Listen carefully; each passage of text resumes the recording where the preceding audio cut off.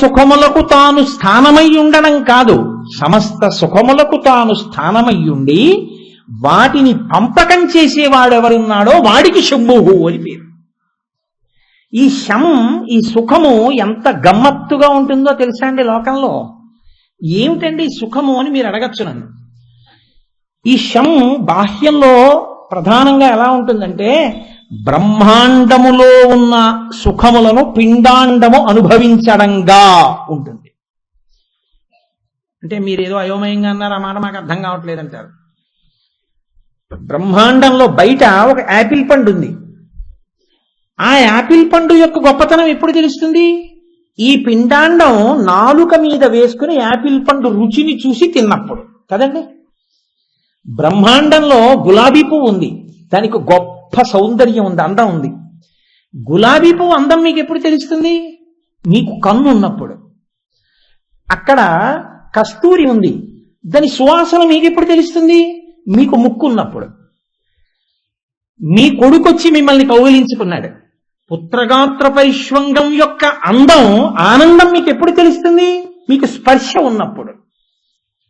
ఇప్పుడు బ్రహ్మాండమునందు ఇన్ని సుఖములను ఎవరు ఏర్పాటు చేశారు?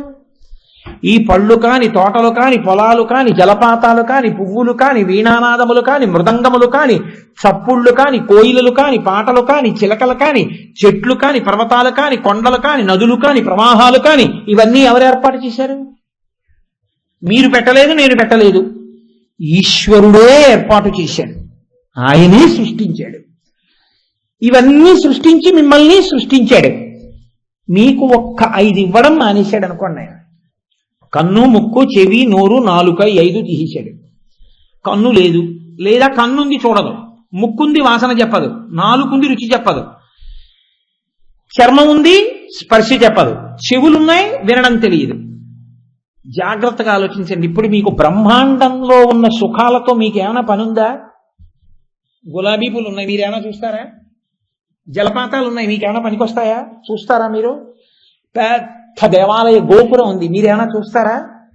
గరుత్మంతుడు రెక్కలు విప్పి చక్కగా ఉన్నాడు, మీరు చూస్తారా? నందీశ్వరుడు శివలింగం వంక చూస్తూ ఉన్నాడు, పెద్ద మూర్తి, మీకేమైనా కనపడుతుందా? చిలక ఆకుపచ్చగా ఉండి ఎర్రటి ముక్కుతో ఉంది, మీరేమైనా చూసి సంతోషిస్తారా? మీకెందుకు పనికిరాదు అది. కస్తూరి, జవ్వాజి, జాపత్రి, ఆలుక ఇటువంటి సుగంధ ద్రవ్యాలు ఉన్నాయి, సన్నజాజి పువ్వుల పరిమళం ఉంది, మీకేమైనా పనికొస్తుందా? ముక్కు లేదు. నిప్పు కణిక పట్టుకొచ్చి మీ నాలుక మీద వేసినా, బందర్ లడ్డూ పట్టుకొచ్చి మీ నాలుక మీద పెట్టినా మీకోటే, ఎందుకంటే మీ నాలుకకు రుచి తెలియదు. బొగ్గు పట్టుకొచ్చి పెట్టినా మీరు తినేస్తారు. వేడి పదార్థాన్ని మీకు ఇలా తగిలించినా మీకు తెలియదు, ఫ్యాన్ పెట్టకపోయినా మీకు తెలియదు, పెట్టినా మీకు తెలియదు, ఎందుకంటే స్పర్శ తెలియదు. ఇప్పుడు చర్మముకు స్పర్శ లేదు, మీకు సుఖం లేదు. ఈ బ్రహ్మాండములో ఉన్నవి ఏవైనా ఈ 5 లేకపోతే మీకు పనికొస్తాయా? సుఖములు ఉంటాయా? లేవు. ఈ సుఖములన్నీ ఎప్పుడున్నాయో తెలుసా అండి? కంటికి చూడడం, ముక్కుకి వాసన చూడడం, నాలుకకి రుచి చెప్పడం, చెవికి వినడం, చర్మానికి స్పర్శ, ఈ 5 ఉంటేనే అవన్నీ ఉన్నాయి. ఈ 5 ఎవరిచ్చారు? అమ్మిచ్చిందా? నాన్నగారు ఇచ్చారా? మామయ్య ఇచ్చాడా? బాబాయ్ ఇచ్చాడా? పెళ్లిలో చదివించారా? ఎవరిచ్చారు? ఈశ్వరుడు ఇచ్చాడు. ఈ కన్ను పెట్టి కన్నుకి చూసే శక్తిని ఎవరిచ్చారు? లోపల తాను జ్యోతిగా కూర్చుని దాని వెలుగు దాని మీద పడి అది చూస్తోంది. నానాఛిద్ర ఘటోదర స్థిత మహాదీప ప్రభాభాస్వరం జ్ఞానం యస్యతు చక్షురాదికరణ ద్వారాభిస్పందతే జానామీతి తమేవ భాంతమనుభాత్యేతత్ సమస్తం జగత్ తస్మై శ్రీ గురుమూర్తయే నమః శ్రీ దక్షిణామూర్తయే. ఆయనే లోపల జ్యోతిగా ఉండి కన్ను చూసేట్టు చేస్తున్నాడు. ఆయనే లోపల జ్యోతిగా ఉండి చెవి వినేట్టు చేస్తున్నాడు. చెవి ఉండి వినలేని వాళ్ళు లేరా? కన్ను ఉండి చూడలేకపోతున్న వాళ్ళు లేరా? ఈ 5 పని చేయిస్తున్నవాడు ఆయనే. బ్రహ్మాండములో అన్ని సుఖస్థానములను పెట్టినవాడు ఆయనే. అవి పెట్టాడు, ఇవి పెట్టాడు, దీనివల్ల అది చూసి మీరు సుఖాన్ని పొందుతున్నారు. ఇప్పుడు సుఖము అని మీరు అన్నవన్నీ ఎక్కడి నుంచి వచ్చాయి? ఆయనలోంచి వచ్చాయి. ఆ శ్రేష్టత కలిగి ఉంటాడంటే దాన్ని కాదు అని మాట్లాడగలిగినటువంటి శక్తి వేరొకరికి ఉండదు. అటువంటి స్థితి ఉన్నవాడెవరో ఆయన మాత్రమే సృష్టి స్థితి లయ మూడింటిని నిర్వహించగలిగినటువంటి వాడై ఉంటాడు. అది ప్రభుత్వము అన్న మాటకు అర్థం. దీన్నే మీరు ఇంగ్లీష్లోకి తీసుకెళ్లి మాట్లాడిన గాడ్ అంటాం. మనం భగవంతుడిని గాడ్ అంటారు. గాడ్ అని వాళ్ళు ఎందుకన్నారో తెలుసా అండి? an omnipresent and omnipotential force which cannot be visualized by a naked eye, but that generates, that operates, that destroys is called the God. Generates అంటే సృష్టించడం, ఓ ఆపరేట్స్ నిర్వహించడం, డి డెస్ట్రాయ్స్ లయం చేయడం. డెస్ట్రాయ్ అన్న మాట లయానికి దగ్గర కాదు, కానీ వాళ్ళకి అంతకన్నా ఇంకో మాట లేక అలా వేస్తూ ఉంటారు. డెస్ట్రాయ్ అంటే నాశనం చేయడం, లయం వేరు, తనలోకి తీసుకోవడం. కాబట్టి ఏది సృష్టించి ఏది నిర్వహించి ఏది లయం చేస్తుందో అదే పరబ్రహ్మము, అదే ప్రభుత్వము, దానిదే పూర్ణాధికారం. ఇక ఆయనని కాదనగలిగిన వాడు వేరొకడు ఉండడు. పరిపాలన యందు మీరు ఒక విషయాన్ని గమనించవలసి ఉంటుంది. సహృదయుడు అన్న మాట మీరు ఎప్పుడంటారు? మీరు చేసే మంచి పనిని గమనించాలి, చెడ్డ పనిని గమనించాలి. చెడ్డ పనికి తగిన శిక్ష వెయ్యాలి. అయ్యో స్వామి ఏదో తెలియక చేశానంటే క్షమాభిక్ష పెట్టగలగాలి కదండి.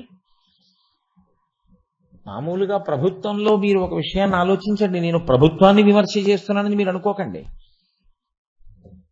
నేరం చెయ్యబోతున్నాడన్న విషయం ప్రభుత్వానికి పట్టుకోవడం చాలా కష్టం, కానీ నేరం జరిగిన తర్వాత పట్టుకునే ప్రయత్నమే ఎక్కువగా ఉంటుంది. కానీ ఈశ్వరుడి దగ్గర ఉన్న గమ్మత్తు ఏమిటో తెలుసా అండి? పైకి దొరకకుండా మీరు మనసుతో ఏం చేస్తున్నారో కూడా ఆయన పట్టుకుంటాడు. నేను పైకి చాలా మంచివాళ్ళే ఉండొచ్చు, కానీ నా మనసుతో నేను పాపం చేస్తూ ఉండొచ్చు. నా మనసుతో చేస్తున్న పాపాన్ని ఆయన పట్టుకుంటాడు, నా మనసుతో చేస్తున్నటువంటి పుణ్యాన్ని ఆయన పట్టుకుంటాడు. పట్టుకుని ఇన్ని కోట్ల కోట్ల కోట్ల జీవరాశుల యొక్క ఖాతాలలో ఎవరు చేసినటువంటి కర్మ వాళ్ళకి వేస్తూ ఉంటాడు. దానిని బట్టి ఉపాధిని మారుస్తూ ఉంటాడు. నువ్వు ఇది చేశావు, ఈ ఉపాధి పుచ్చుకో. నీకు మనుష్య ఉపాధి ఇచ్చాను, నువ్వు దాన్ని వాడుకున్న దాఖలా ఏం లేదు. దాన్ని ఈశ్వరుణ్ణి చేయడానికి నువ్వేం ఉపయోగించుకోలేదు, అహంకారానికి వాడావు, నీకెందుకు ఆ ఉపాధి? ఇది పడిపోయినప్పుడు చిట్ట చివరి స్మరణ దేని మీద ఉందో దానిలోకే మళ్ళీ పంపిస్తాడు, దానికి అనువైన స్థానంలోకి పంపిస్తాడు. కొడుకో కొడుకో కొడుకో ఏడుస్తూ పోయాడు అనుకోండి, ఆ కొడుకు దగ్గరే ఉండే ఓ కుక్కగా పంపిస్తాడు ఆ ఇంటికి.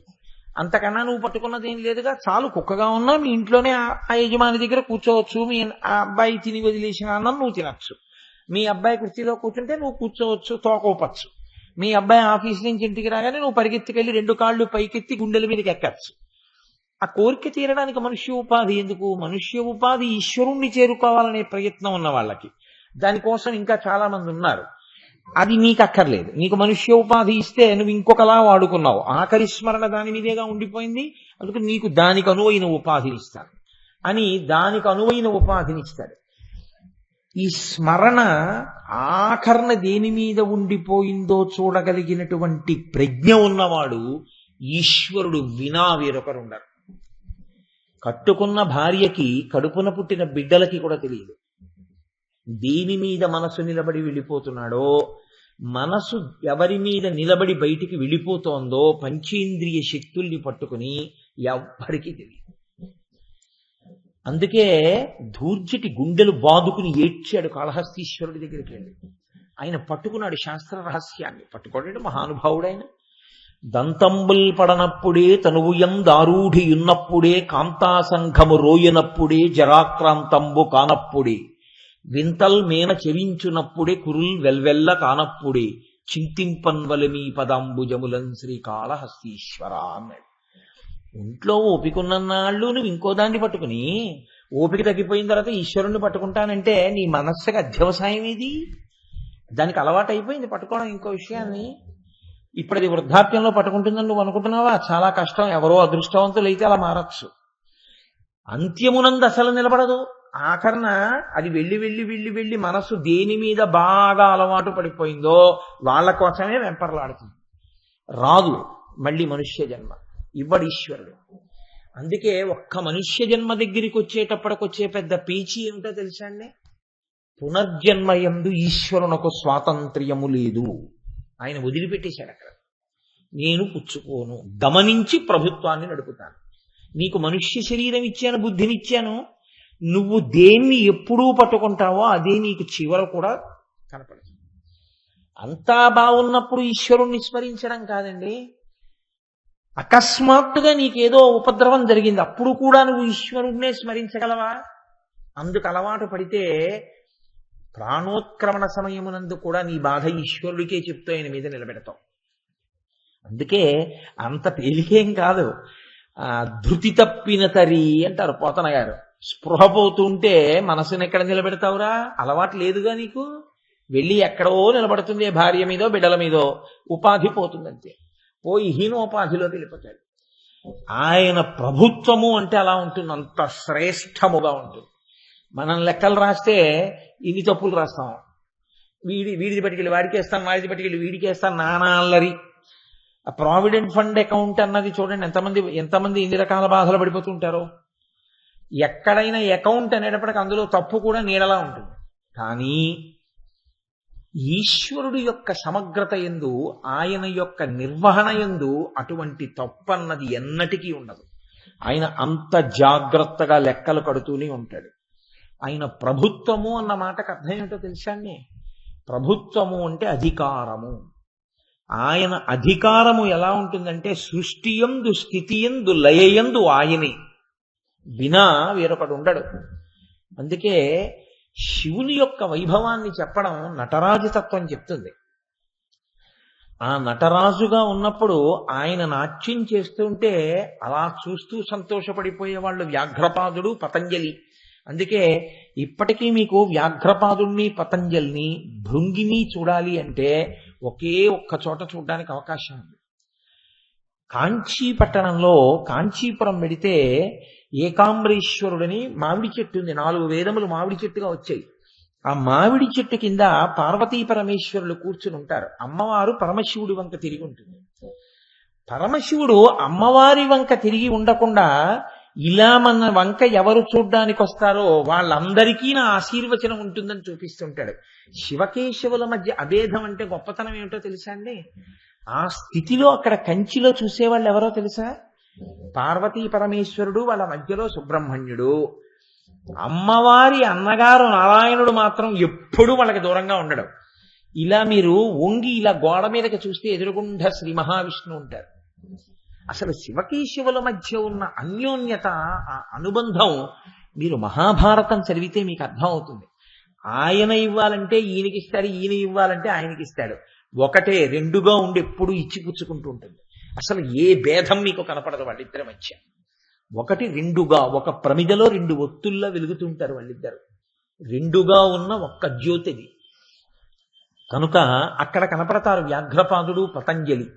ఆ కాంచీపురంలో ఏకాంబరేశ్వరుడు దేవాలయం నుంచి బయటకు వస్తే స్వామివారి పల్లకి అక్కడికి వచ్చి నిలబడుతుంది. అక్కడ కనపడతాడు భృంగి, 3 కాళ్లతో ఉంటాడు. భృంగి ఛా నటనోత్కట కరిమద గ్రాహీ స్ఫురన్మా దవా హ్లాదో నాదయుతో మహాసితవపు పంచేషు నాచాధృత అంటారు శంకరభగవత్పాదులు శివానందలహరిలో. కాబట్టి ఆ నటరాజస్వామిగా ఆయన తన ప్రభుత్వమును మీకు చూపిస్తాడు. అందుకే నటరాజు అంటే కదులుతున్నటువంటి వాడు కదండి. ఇది అసలు శివతత్వానికే భిన్నం నటరాజు. ఎందుకని? శివుడంటే ఎవరు? తనలో తాను రమించేవాడు. తనలో తాను రమించేవాడు కదలడు, కూర్చుంటాడు కదండి. తనలో తాను రమించేవాడు ఎప్పుడు ఇలా ఉండి తనలో తాను ఆత్మానందమును అనుభవిస్తూ ఉంటాడు. కదిలిపోయేవాడు తనలో తానేం అనుభవిస్తాడు. అలా ఉండవలసిన వాడు నటరాజుగా ఉంటాడు, కదిలిపోతుంటాడు చిదంబరంలో. ఎవరు పరిపాలన చేస్తుంటాడో వాడు కళ్ళు మూసుకుని తనలో తాను అనుభవిస్తే పరిపాలన ఎలా చేస్తాడు? ఎవరు లోకమును పరిపాలిస్తాడో ఆ విష్ణువు రంగనాథుడిగా పడుకుని ఉంటాడు. ఏమిటా తత్వం? తనలో తాను అనుభవించవలసిన వాడు నటరాజుగా నాట్యం చేస్తుంటాడు, పరిపాలన చేయవలసిన వాడు రంగనాథుడిగా పడుకుని ఉంటాడు. ఆ తత్వాన్ని మీరు పరిశీలనం చేస్తే మీకు ఆ శివకేశవుల వైభవం ఏమిటో అర్థం అవుతుంది. ఈ కంటితో చూసి పరిపాలించాడు రంగనాథుడు.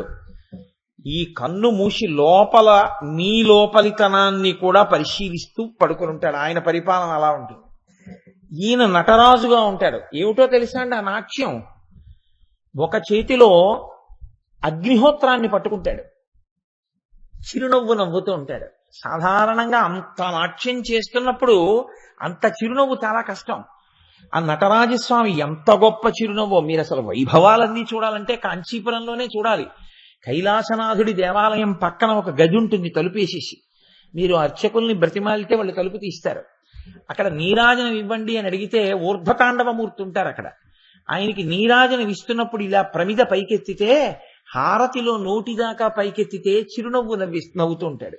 ఇంకొంచెం పైకి కాని హారతి పైకెత్తితే రుద్రమూర్తి కింద ఉంటాడు, చాలా కోపంగా ఉంటాడు. మీకే ఉలిక్కి పడతారు, ఈ బాబా దేవుడు అంత కోపంగా ఉన్నాడని. ఇలా దింపితే చిరునవ్వు నవ్వుతూ ఉంటాడు. అలా నటరాజు ఈ చేత్తో అగ్నిహోత్రం, ఈ చేత్తో అగ్నిహోత్రాన్ని పట్టుకుంటాడు, ముఖం చిరునవ్వు నవ్వుతూ ఉంటుంది. ఈ చేత్తో ఢమరుక పట్టుకుని ఉంటాడు.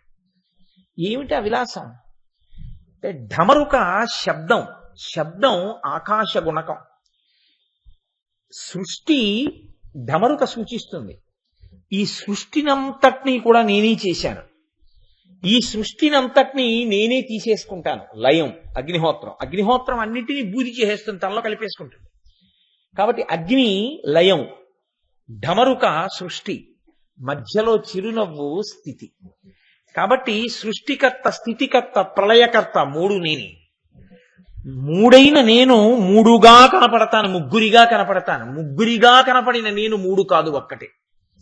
అందుకే మూడు మూర్తులకును మూడు లోకములకు మూడు కాలములకు మూలమగుచు భేదమగుచు తుదిక భేదమయ్యప్పారు బ్రహ్మమనగ నీవే పాలనయన అంటారు పోతన గారు. మూడుగా కనపడతాడు, ముగ్గురిగా కనపడతాడు, బ్రహ్మ విష్ణు శివులే. మూడు కాలములుగా కనపడతాడు, భూత భవిష్యత్ వర్తమాన కాలములని. మూడు లోకములుగా కనపడతాడు, అధోలోకములు, మధ్యలో ఉన్న లోకాలు, పై లోకాలు అని. ఆయన యొక్క మూడవ కంటి అనుగ్రహం కలిగితే, అజ్ఞానము దహింపబడి జ్ఞానము కలిగితే అన్నీ ఒక్కటే అన్న జ్ఞానం కలుగుతుంది. అందుకే జ్ఞానదాత మహేశ్వర. ఆయన ఆ అనుగ్రహాన్ని వర్షించనంతసేపు అనేకం కనపడుతూ ఉంటాయి. ఒక్కసారి ఈశ్వరానుగ్రహం, శివానుగ్రహం కలిగిందా అన్నీ ఒక్కటే అన్న జ్ఞానం అంకురిస్తుంది. కాబట్టి ఇప్పుడు ఆయన నటరాజుగా సృష్టికర్త, స్థితికర్త, ప్రళయకర్త ఆయనే. మిగిలిన వారందరూ ఆయనకి ఉపకరణములు, ఆయనకి సాయం చేస్తూ ఉంటారు, ఆయన చెప్పిన పని చేస్తూ ఉంటారు, ఆయన ఇచ్చినటువంటి ఆజ్ఞలను ఔదలదాలుస్తూ ఉంటారు. ఇటువంటి శక్తి ఉన్నవాడు. మీరు చూడండి, నేను నిన్న మీతో మనవి చేశాను, ఆయనకి ఆణవ మలము లేదు, కార్మిక మలము లేదు, మాయిక మలము లేదు. మీరు ఏ ప్రాణినైనా తీసుకోండి, అందులో ఉండేవేవి అంటే 5 భూతములు ఉంటాయి. పృథివి, ఆపస్తేజో, వాయు, ఆకాశములు. ఇవి కాక సూర్యుడు, చంద్రుడు ఒకరు మనోరూపంగా ఉంటారు. లేదా అదేంటి, ఆ చంద్రుడు అన్నప్పుడు మీరు మనోరూపం అనుకోండి కాసేపు. సూర్యుడు జ్యోతిస్వరూపంగా ఉంటాడు, యజమాన రూపము అని లోపల జీవుడు ఉంటాడు. ఇవి ఎవరు? ఇవన్నీ శివుడే. ఇదే అష్టమూర్తి తత్వం అంటారు. భూరంభం శనలో నిలోంబర మహార్నాథో హిమాంసు పుమాన్ ఇత్యాభాతి చరాచరాత్మకమిదం యస్యైవ మూర్త్యష్టకం నాన్యత్కించన విద్యతే విమృశతాం యస్మాత్ పరస్మాద్ విభో తస్మై శ్రీ గురుమూర్తయే నమ ఇదం శ్రీ దక్షిణామూర్తయే అంటారు శంకర భగవత్పాదులు దక్షిణామూర్తి స్తోత్రంలో. కంచిలో పృథివీలింగం, జంబుకేశ్వరంలో జలలింగం, అరుణాచలంలో అగ్నిలింగం, చిదంబరంలో ఆకాశలింగం, శ్రీకాళహస్తిలో వాయులింగం, సీతాగుండంలో చంద్రలింగం, కోణార్కలో సూర్యలింగం, కాఠ్మండులో యజమానలింగం. 8 ఆయనే. ఇప్పుడు ఈ 8 ఆయనే. ఈ 8 యొక్క సంఘాతములైన పిండాండములన్నీ ఆయనే.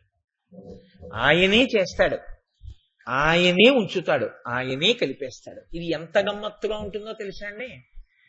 అక్కడే కూర్చుని మట్టి తీసి బొమ్మ చేసి అక్కడ పెట్టాడు. ఇప్పుడు ఈ మట్టితో బొమ్మ చేసి అక్కడ పెట్టి మళ్ళీ మట్టి తీసి ఇంకో బొమ్మ చేశాడు. ఆ బొమ్మ తెచ్చి అక్కడ పెట్టి ఈ బొమ్మను తీసేసి ఇలా నలిపేసి మళ్ళీ మట్టిలో పోయి కలిపేశాడు. ఇప్పుడు మట్టిలోంచి తీసి చేసినప్పుడు బొమ్మలో ఉన్నది మట్టే, మళ్ళీ అది మట్టిలోకి వెళ్ళిపోయినప్పుడు మట్టే. బొమ్మలు తీసి బొమ్మలు తెచ్చి బొమ్మలు తీసి బొమ్మలు తెచ్చినట్టు చాలా చమత్కారంగా తాను తెర వెనక ఉండి అన్నీ చేస్తుంటాడు. చేసేది కాదండి. నా తాతగారు కొన్నాళ్ళు ఉన్నారు, వారు వెళ్ళిపోయారు. తర్వాత మా తండ్రి గారు వచ్చారు, వారు వెళ్ళిపోయారు. ఆ తర్వాత నేను వచ్చాను, కొంతకాలం ఈశ్వరుడు నన్ను రంగస్థలం మీద ఉంచుతాడు. ఆ తర్వాత నా కొడుకు, తర్వాత నా మనవడు. బొమ్మలు వస్తూ ఉంటాయి, బొమ్మలు మళ్ళీ అందులోకి వెళ్ళిపోతుంటాయి. ఆయన మాత్రం వెనక నుండి ఈ సమస్తాన్ని నిర్వహణ చేస్తుంటాడు. ఎంత గమ్మత్తుగా ఉంటుందో తెలుసా అండి? మీకు కదలికలు తెలుస్తాయి, కదిపేవాడు తెలియడు. అది గమ్మత్తు. వాడు కనపడిపోతే మీకు జ్ఞానం కలిగిపోయినట్టే. వాడిని అంతటా చూసేస్తారు మీరు. విశ్వమునందు విశ్వనాథుణ్ణి, లోకమునందు లోకేశ్వరుణ్ణి చూడడం వచ్చేస్తుంది మీకు. అది చూడడం వచ్చిన వాడికి ఎప్పుడూ ఆనందమే.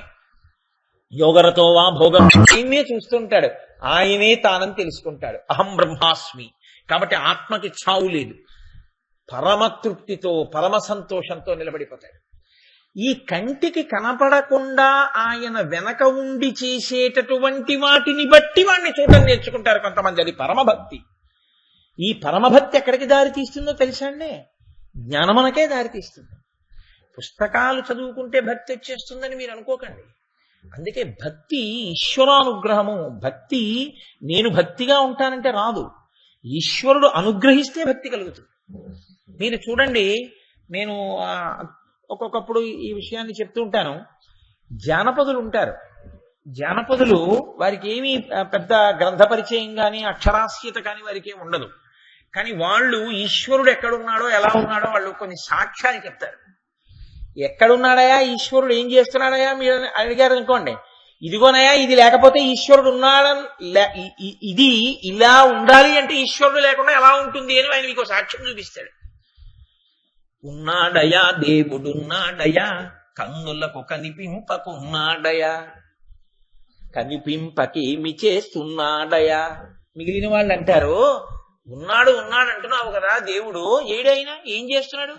కన్నులకు కనిపింపకున్నాడయా. ఈ మాంసనేత్రానికి దొరకడంటున్నావు, దొరకపోతే ఉన్నాడనడానికి ఏంటి ఆధారం? లోకాల చీకట్లు పోకర్ప గగనాన రవిచంద్ర దీపాలు ఉంచాడయా, ఉన్నాడయా దేవుడున్నాడయా. పగటిపూట ఒక దీపాన్ని పెట్టాడు, సూర్యుడన్న దీపం. రాత్రి వేళ చంద్రుడన్న దీపం పెట్టాడు. ఇంట్లో దీపం లేకుండా ఉండకూడదు కదండి. ఇదంతా ఆయన ఇల్లు. అందుకని ఈ ఇంట్లో రాత్రి వేళ చంద్రుడన్న దీపాన్ని పెట్టాడు, పగటి వేళ సూర్యుడన్న దీపాన్ని పెట్టాడు. ఈ రెండు దీపాలు లేకుండా ఇల్లు ఎప్పుడు ఉండదు. ఆయన ఇల్లు ఎప్పుడు మంగళప్రదమే. కాబట్టి మీరు పెట్టారా నేను పెట్టానా ఆ దీపాలు? ఈ రెండు దీపాలు పెట్టి కొడిగట్టిపోకుండా వాటిని అలా చేతులు పట్టి అవి చక్కగా ప్రకాశించేటట్టు చేస్తున్నవాడు ఈశ్వరుడే. కాబట్టి ఉన్నాడయా దేవుడున్నాడయా, ఇరుసు లేకుండానే ఈ భూచక్రమును ఎల్లవేళల తిప్పుచున్నాడయా, ఉన్నాడయా దేవుడున్నాడయా. సూర్యోదయం అయింది అంటే భూమి సూర్యుడికి ఎదురుగుండా వచ్చింది. సూర్యాస్తమయం అయింది అంటే భూమి ఇలా తిరుగుతూ, ఇది సూర్యుడు అనుకోండి, ఎదురుగుండా వస్తే పగలు, ఇలా తిరిగింది అనుకోండి, ఆయనకి వెనక్కిడిపోతే ఆయన కనపడకుండా, ఆయన కిరణములు పడకుండా వెనక్కిడితే చీకటి. తిరుగుతోంది భూమి. తిరుగుతోందంటే మీరు తిప్పుతున్నారా నేను తిప్పుతున్నానా? దానికి ఏమైనా ఇరుసుందా? ఇరుసు లేకుండా ఈ భూచక్రమును ఎల్లవేళల తిప్పుచున్నాడయా, లక్షలాదిగనున్న నక్షత్రముల నెల్ల నేలరాలక మింట నిలిపాడయా, ఆధారమే లేని ఆకాశమును భూమిపై పడకుండా అంటే ఆపాడయా, ఉన్నాడయా దేవుడున్నాడయా, కన్నులకు కనిపింపకున్నాడయా. అటువంటి మహానుభావుడు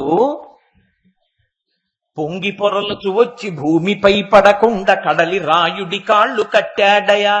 ఆయన ఆజ్ఞ లేకపోతే సముద్రం పొంగుతూ వచ్చి భూమి మీద పడిపోతుంది. చేతకాక 4 కెరటాలతో వచ్చి వెనక్కెడుతోంది ఏమిటది? ఎవరు శాసించారు సముద్రుణ్ణి? ఏదో 4 కెరటాలతో అలా వెళ్ళి వెనక్కెళ్ళు తప్ప చెలియలి కట్ట దాటి వెళ్ళడానికి వీల్లేదు అని ఎవరిలా వేలు పెట్టి చెప్తే ఆగిపోయింది? ఒక్కసారి బయటికి వచ్చిందో అంతే, 1000 కోట్ల నష్టం జరిగిపోతుంది. ఎవరు ఆపారు? మీరు చూడండి, కాళ్ళు చేతులు కట్టేస్తే గింజుకుంటారు. గింజుకుంటే బలవంతుడు ఎలా ఉంటుందో సముద్రం కెరటాలు రావడం అలాగే ఉంటుంది ఘోషతోటి.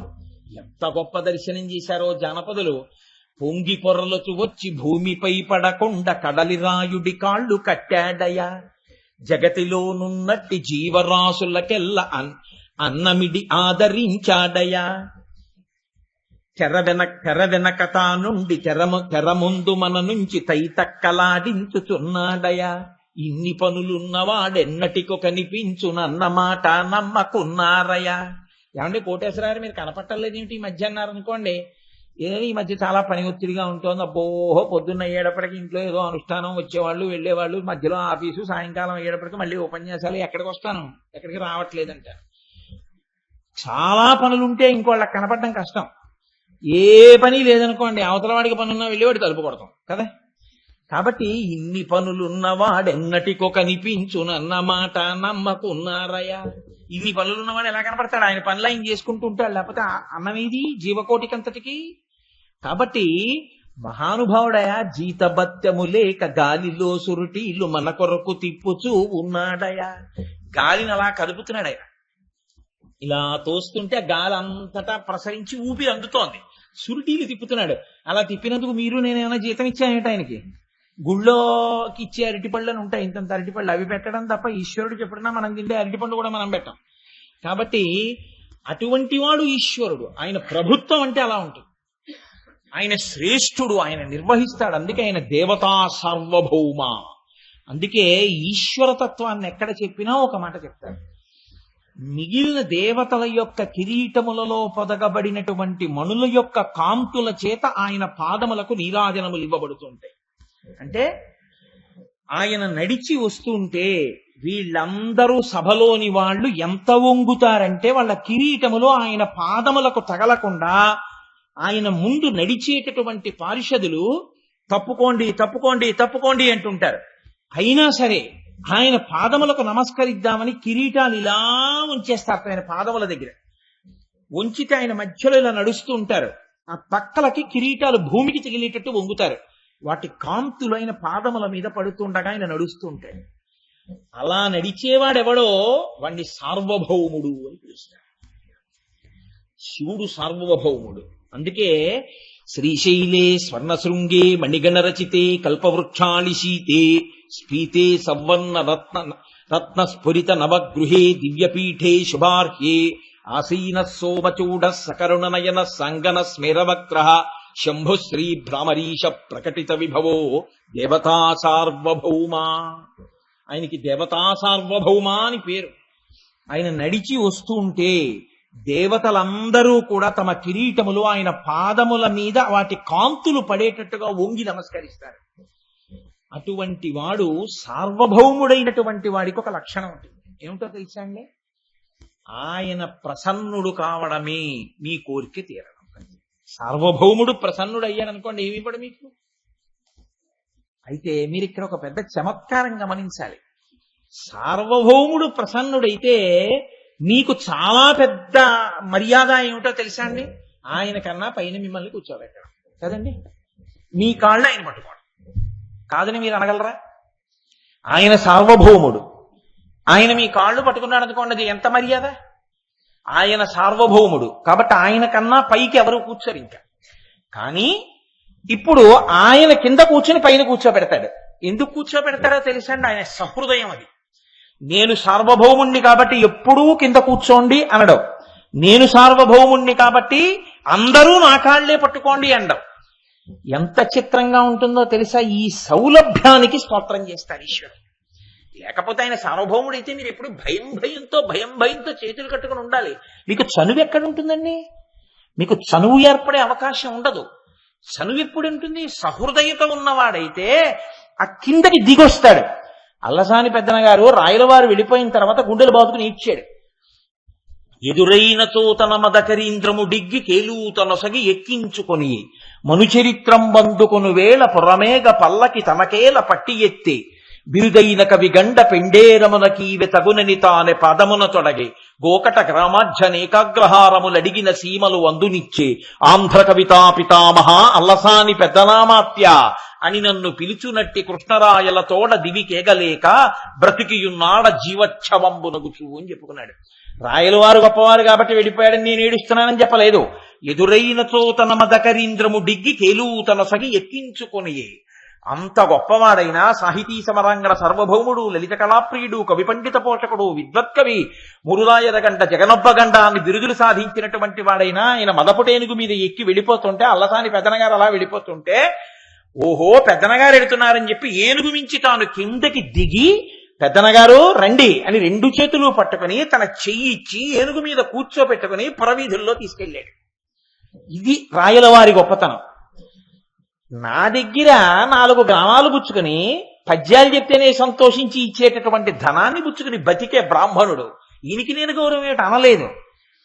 పైగా మనుచరిత్ర అంకితం అందుకుని వేళ పురమేగ పల్లకి తనకేల పట్టి ఎత్తి, మనుచరిత్ర రాయలవారికి అంకితం ఇచ్చాడు ఆయన. శ్రీవక్షోజకులంగనాభ మెదపై జన్నొందలంబోదరాదేవింత్ర కమలా సమీపమున ప్రీతి నిలిపినాడో జనంగ వందారు తనందనాది నిజభక్త శ్రేణి కిందోతురా జీవక్షుండు కృతార్థు చేయి శుభదృష్టిని కృష్ణ రాయాదిపున్నట్టు ప్రారంభం చేశాడు ఆయన మనుచరిత్ర. ఆ మనుచరిత్రని అంకితం ఇస్తే, బిరుదైన కవివయ నీ పల్లకి నేనే మొయ్యాలని రాయలవారే మోశారు ఆ పల్లకిని. పైగా బిరుదైన కవి గండ పిండేరమునకి వెతగునని తానే పాదమున తొడగే. గండ పిండేరం వేసేటప్పుడు పాదానికి కదండి వేస్తారు, వంగాలి, అవతల వారి పాదం పట్టుకుని గండ పిండేరం వెయ్యాలి. నేనాయన ముందు వంగడం ఏమిటి, ఆయన పాదంనే పట్టుకోవడం ఏమిటి, ఆయనకి నే గండ పిండేరం ఏమిటి, అలా ఎలా వంగుతారండి, ఎలా పాదం పట్టుకుంటారండి అంటే, చక్రవర్తికి మహారాజు ఒక బ్రాహ్మణుడికి ఒక కవికి గండ పిండేరం ఎలా వేస్తాడు? అంత గొప్పవాడైన రాయలవారు తన గొప్పతనం కన్నా పెద్దనగారి గొప్పతనాన్ని చూసి, నేను పరిపాలించిన సామ్రాజ్యం కాలగర్భంలో కలిసిపోతుంది, నేనంటూ మిగిలితే వెంకటాచలంలో వెంకటేశ్వర స్వామి వారి యొక్క అంతరాలయంలో నా భార్యలతో నేను పెట్టుకున్న విగ్రహాలే మిగులుతాయి తప్ప నా ఫోటోలు ఎక్కడా ఉండవు. ఇంకా నేను పరిపాలించే సామ్రాజ్యం అంతా కాలగర్భంలో కలిసిపోతుంది. కానీ మనుచరిత్ర నిలబడిపోతుంది. ఎందుకంటే పెద్దనగారి రచన అటువంటిది. అటువంటి వాడా శాశ్వతుడు, నేనా శాశ్వతుణ్ణి. కాబట్టి ఆయన పాదము నేను పట్టుకుంటానని ఓంగి గండ పెండేరం వేశాడు కాలు పట్టుకుని. అడిగితే చాలు గోకట గ్రామాధ్య నేకాగ్రహారములు అడిగిన సీమలు అందునిచ్చే, ఎన్ని కావాలంటే నిచ్చేశాడు.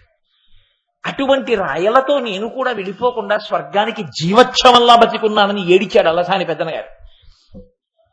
ప్రభువు గొప్పతనం ఎక్కడుంటుందంటే పరిపాలన యందు మాత్రమే కాదు.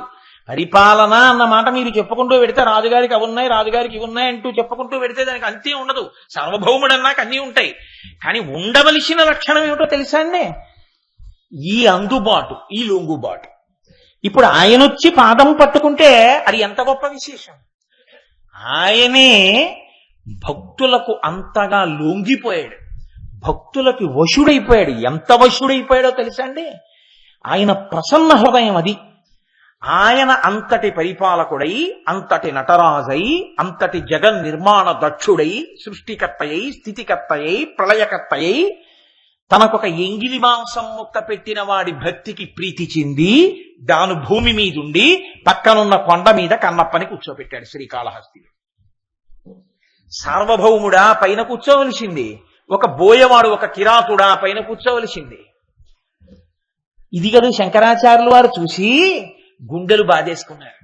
మార్గావర్తిత పాదుకా పశుపతే రంగస్య కూర్చాయతే గండూషాంబు నిషేచనం పురరిపోర్ దివ్యాభిషేకాయతే కించిద్వక్షిత మాంసశేష కబలం నవ్యోపహారాయతే భక్తి కిం నకరోత్యహో వనచరో భక్త్యావతంసాయకే.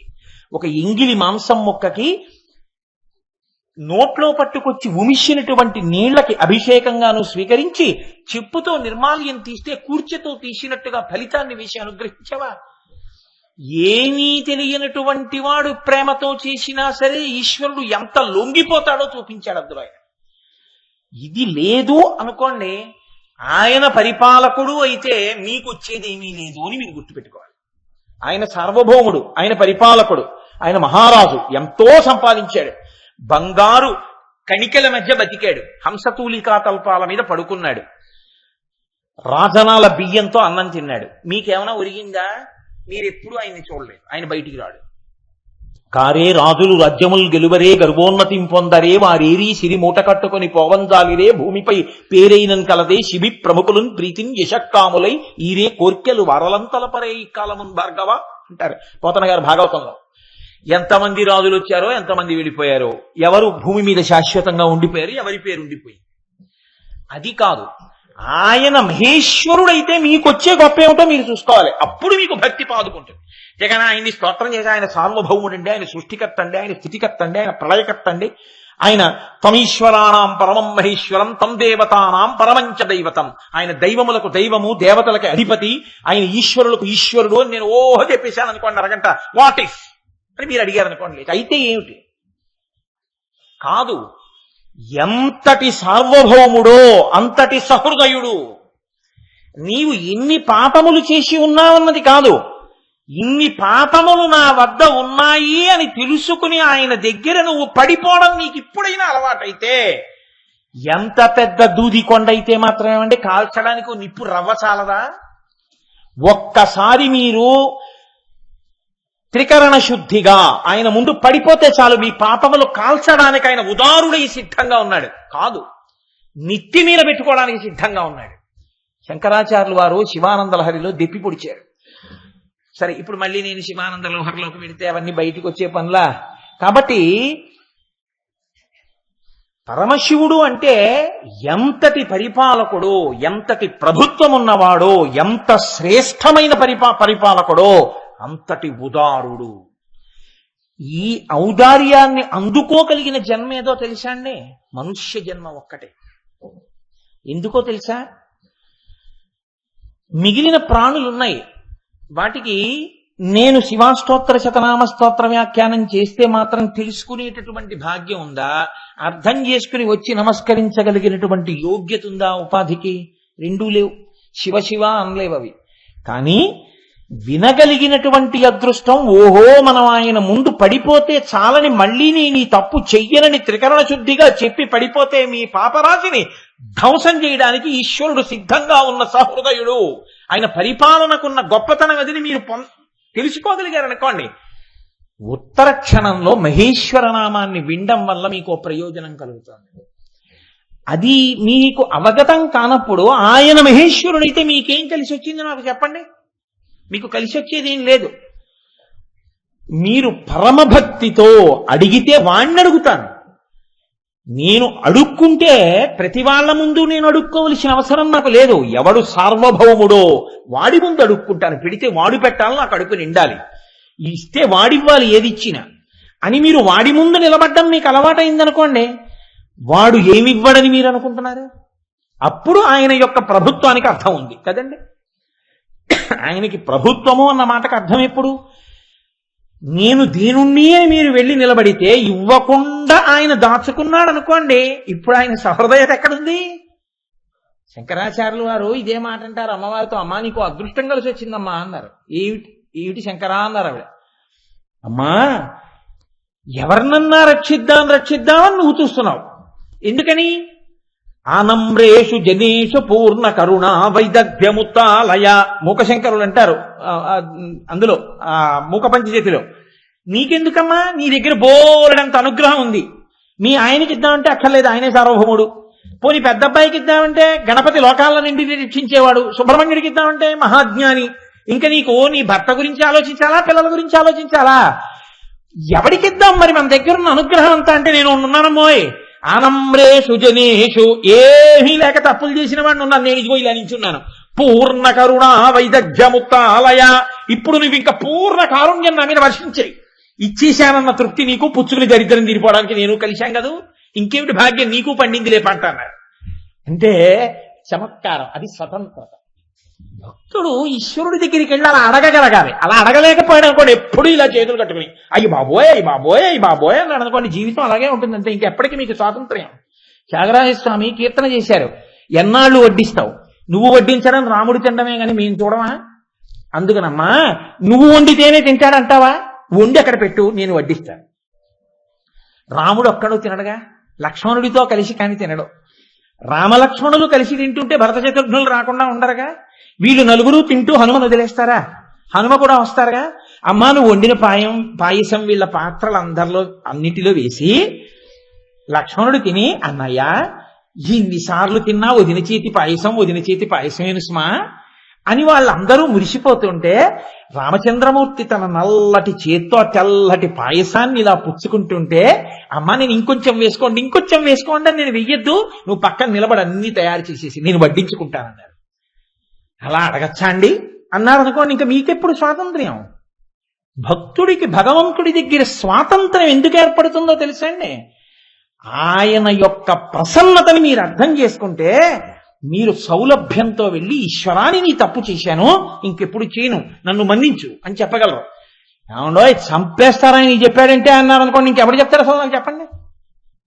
ఇతనే నోటి మాటతో అజ్ఞాని నామయా దోషాన్ అశేషాన్ విహితాన్ హరే క్షమస్వత్వం శేషశైల శిఖామణే. నోటితో అన్నమే, నిజంగా వెళ్ళి ఏం తప్పు చేశారో ఎవడు చెప్పడం. ఎవడికి వాడికన్నా ఉత్తముడు ఇంకోటి లేనట్టు మాట్లాడతాడు ఈశ్వరుడి దగ్గర. ఎప్పుడు చెప్తావు? ఆయన ప్రసన్నుడయా నిన్ను రక్షిస్తాడని చెప్తే. ఆయన ప్రభుత్వమునకున్న చాలా గొప్పతనం ఇది అని మీరు తెలుసుకున్న నాడు మాత్రమే మీకు ఆ మహేశ్వర అన్న నామం ఉపయుక్తం. కాదు మీరు చూడండి, మీరు త్రికరణ శుద్ధితో ఈశ్వరుడి పాదాలు పట్టుకోవడం మీకు అలవాటైతే ఈశ్వరుడు మిమ్మల్ని ఏదైనా చేయగలడు. అదేమిటంటే నాకు ఇంత స్థితి వస్తుందా అని మీరు అనుకోక్కర్లేదు. ఆయన అనుకున్న నాడు బ్రహ్మగారు వ్రాసిన వ్రాత తుడిచి మిమ్మల్ని ఎంత పైనైనా ఆయన కూర్చోపెట్టగలడు. మీకు నేను ఒక ఉదాహరణ చూపిస్తాను. పెరియ పురాణం అని మనకు ఒక పురాణం, 63 మంది నాయనార్ల కథలు చెప్తున్నది. నాయనార్లు శివభక్తులు, ఆళ్వారులు విష్ణు భక్తులు. విష్ణు శివ నాకేం భేదం లేదు, వాళ్ళు అలా పట్టుకున్నారు వీళ్ళు ఇలా పట్టుకున్నారంటానంతే నేను. అందులో 63 మంది నాయనార్లలో మూర్తి నాయనార్ అని ఒక నాయనార్. ఆయనకి శివుడంటే మహాప్రీతి. కానీ ఆ రాజ్యాన్ని పరిపాలించేటటువంటి రాజు కూడా చాలా శివభక్తుడై ఉన్నప్పటికీ జరగరాని సంఘటన ఒకటి జరిగింది. పక్కనే ఉన్నటువంటి భిల్లనాయకుడు ఒకడు సైన్యంతో వచ్చి ఆ రాజుని సంహరించాడు.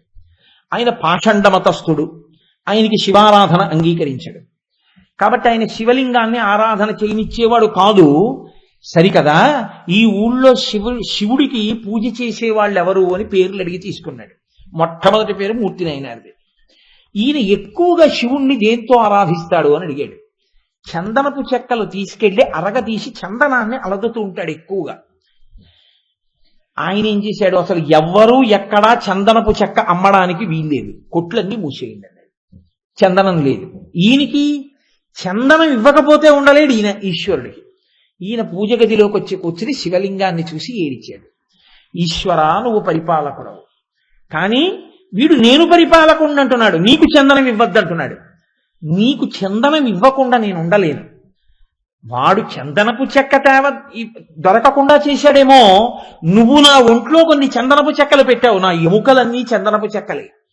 కాబట్టి నేను ఇలా చందనాన్ని అరగదీసేవాణ్ణి, ఇప్పుడు ఇలా పెట్టి పైకి ములుకులా వస్తుందిగా మోచెయ్యి, దీన్నే రాతి మీద అరగతీస్తాను. ఇది శ్వేతగంధం, తెల్లగా వస్తుంది ఎముక గుజ్జు, దీన్ని నీకు అలదుతాను తప్ప ఇదే చందనంగా స్వీకరించు, నాకు ఇంతే ప్రారంధం, ఇంతకన్నా నేను ఎక్కడా తేలేకపోతున్నానని ఒక సాన తీసుకొచ్చి దాని మీద మోచెయ్యి పెట్టి రుద్దుతున్నాడు. అంటే ఆయన చేశాడని మీరు చేసే ప్రయత్నం చేయకూడదు, ఆయన భక్తి అటువంటిది.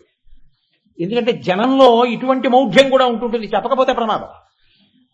కాబట్టి ఆయన మోచేతిని రుద్దుతున్నాడు. రుద్దుతుంటే ఆ చర్మం చిట్లిపోయి నెత్తురు వస్తోంది. ఆయన అన్నాడు ఇది ఎర్రచందనం అన్నాడు.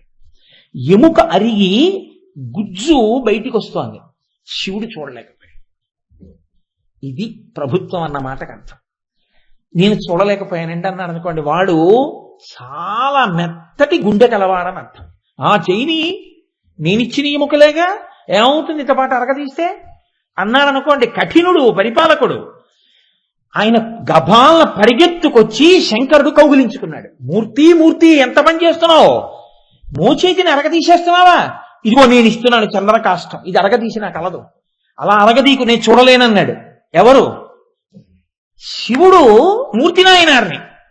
ఇది బతిమాలాడు పట్టుకుని, అయ్యాలా అరగదీయకు అని. సరే ఆయన చందనం అరగదీసి ఇచ్చాడు. ఇవాళ ఇచ్చే ఒక కర్ర అయిపోతుంది, రేపు మళ్ళీ దొరకదు, ఎలా నేను చూస్తాను కంగారు పడ. ఆ ఈశ్వరుడు తలుచుకుంటే ఎంతసేపు అండి, ఆ రోజు రాత్రి ప్రభువు ప్రాణాలు ఎగిరిపోయాయి, చచ్చిపోయాడు. ప్రభువు చనిపోయాడు, అంతకు ముందున్న ప్రభువుకి కొడుకులు లేరు. ఇప్పుడు కొత్త ప్రభువుని తీసుకొచ్చి సింహాసనం మీద కూర్చోబెట్టాలి. తెల్లవారింది, ఈశ్వరుడు ఇచ్చిన చందనకాష్టం ఉందిగా, వెళ్లి గబగబా అరగదీసి శివుడికి కైంకర్యం చేద్దామని వచ్చి శివాలయంలో నమస్కారం పెట్టుకుని మూర్తి నాయనారు వెళ్ళిపోతున్నాడు. ఆ రోజుల్లో ఒక సంప్రదాయం, ప్రభువు చనిపోయి ప్రభువుకి కొడుకులు లేకపోతే పట్టపుటేనుడికి పుష్పమాల ఇచ్చి పంపించేవారు. అది ఎవరికి వేస్తే వాడు ప్రభు. ఆ ఏనుగు గబగబా వచ్చి మూర్తి నాయనారు మెళ్ళలో వేసి మూర్తి నాయనారికే పట్టాభిషేకం చేశారు.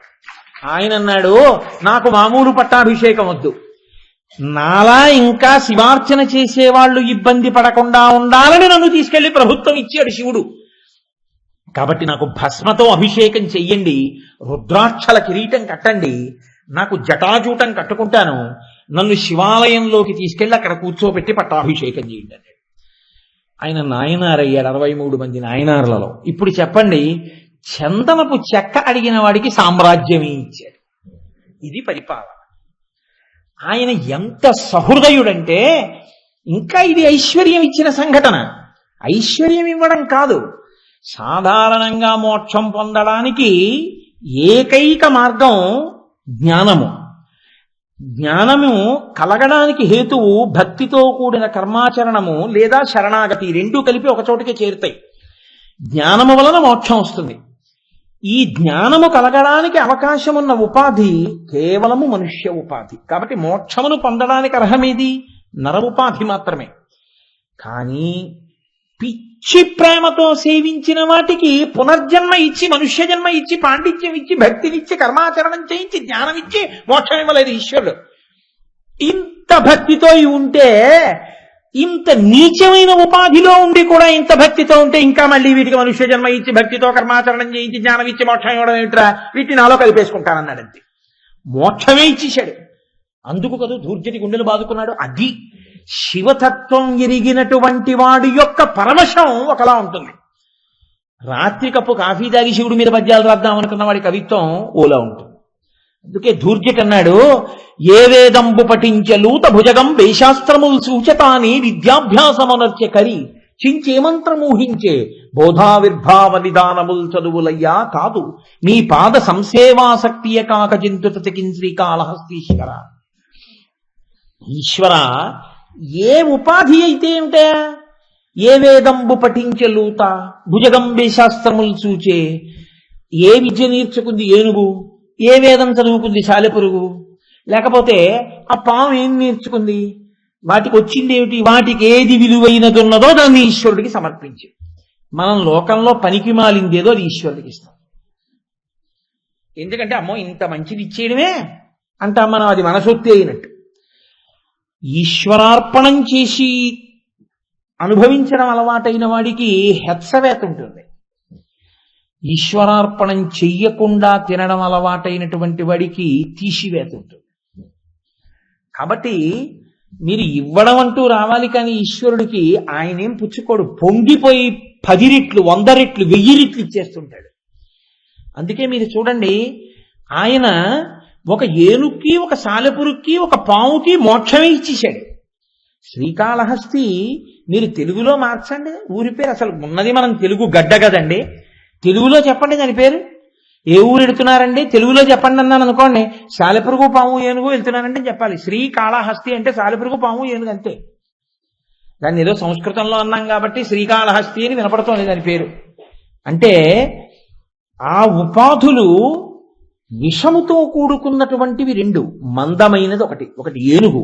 సాలెపురుగులో విషం ఉంటుంది, పాములో విషం ఉంటుంది. విషంతో కూడిన ప్రాణులైన విలువైనవి ఆయనకి ఇచ్చేసాయి. పడగ మీద ఉన్నటువంటి మణిని శివుడికి సమర్పించింది. సాలెపురుగు తాను కట్టవలసినటువంటి గూటిని ఆయన మీద వస్త్రంగా కట్టింది. ఏనుగు తన తొండంతో నీళ్లు తెచ్చి శివలింగం మీద అభిషేకం చేసింది. నేనే చెయ్యాలని పోటీలు పడ్డాయి చేయడంలో. అది కూడా ఆరోగ్యకరమైన రీతిలో, వాటికి తెలియదు ఇంకొకటి తెచ్చిపెట్టిందని. తోసేసాయి, సమర్పణం చేసి. ఈ తాపత్రయాన్ని గమనించిన ఈశ్వరుడు ఏది తనకి విలువైనదో దాన్ని ఈశ్వరుడికి సమర్పణ చేసిన వాడెవడున్నాడో వాడు ఈశ్వరుడు యొక్క సొత్తే అయిపోతాడు. కాబట్టి ఆయన ఏం చేశాడు, మీకు ఇంకొక జన్మ కూడా ఇవ్వను, మనుష్య జన్మ ఇచ్చి భక్తితో కర్మాచరణం చేస్తే జ్ఞానం ఇచ్చి మోక్షం ఇస్తానని కూడా అన్నాను, మిమ్మల్ని నాలో కలిపేసుకుంటానని కలిపేసుకున్నాడు. ఇది ఆయన ప్రభుత్వమునందు శ్రేష్టత. అది మహేశ్వర. కాబట్టి ఆయన మీకేమి ఇవ్వగలడు? అన్నీ ఇవ్వగలడు. ఆయన ఈ సమస్తమును నిర్వహించగలడు. నిర్వహించిన వాడు మీరు భక్తితో ఆయనని ఆశ్రయిస్తే ఆయన మీకు ఏదైనా ఇచ్చేయగలడు. అందుకే ఆయన గురించి అష్టదిగ్గజాల్లో ఒక మహానుభావుడు మాట అంటాడు, మీరు శివుడికి ఏమిస్తారు? లోకంలో అందరూ ఏది చేస్తే మీ మీద కోప్పడి దెబ్బలాటకొస్తారో అది మీరు శివుడికి చేస్తే ఆయన ప్రసన్నుడవుతాడు. శివుని శిరమున కాసిన్ని నీళ్లు చల్లి పత్తి రిసుమంతనెవ్వాడు పారవయిచు, కామధేనువు వానింటి గాడి పశువు, అల్ల సురశాఖ వానింటి మల్లె చెట్టు. ఇది ఆయన యొక్క సౌలభ్యం. శివుని శిరమున కాసిన్ని నీళ్లు చల్లి, మీరు అలా వెళ్ళిపోతే ఎవరి తల మీద నీళ్లు చల్లి వాయ్ అని పిలిచారనుకోండి, ఏటా పిలవడం? పేరు పెట్టి పిలవలేవా, లేకపోతే తట్టి పిలవలేవా? ఇక నీళ్లు చల్లడం ఏంటి, ఒంటి నిండాను అని కోపడతాడు. శివుడికి ఏం చేస్తాం? వెళ్ళి పట్టుకెళ్ళి తలకో చెంబుడు నీళ్లు పోసేస్తుండడమే ఆయనకి.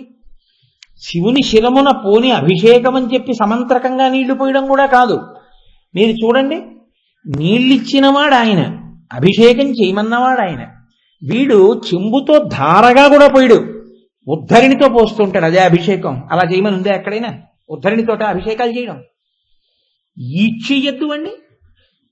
ఉద్ధరిణితో అభిషేకం నీకు నీళ్లు కొదవి చేశాడు ఆయన ఏమన్నా? కమండలం పట్టుకుని ధారగా పోయలేవు? పైన పెట్టిందే ధారాపాత్రే, నీకు బద్ధకమా? ఇంత గ్లాస్ పట్టుకుని ఉద్ధరిణితో అభిషేకం చేయడం ఏంటి? అంటే నీళ్లు చల్లడమే చెంచాతో ఇలా వేస్తే. అయినా నేను కోప్పడుతున్నానేమో, ఆయన అనుగ్రహిస్తున్నాడు.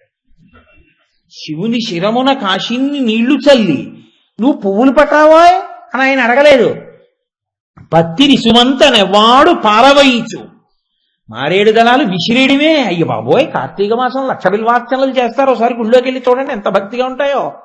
శివాలయం ముఖమంటపంలోకి తీసుకొచ్చి కింద బట్ట కూడా వేరు, గోనె బస్తాలతో తీసుకొచ్చి ఇలా ఇలా ఇలా ఇలా ఇలా ఇలా దులిపేస్తారు అక్కడ. అవన్నీ ఎక్కడుంటాయి? నేల మీదే.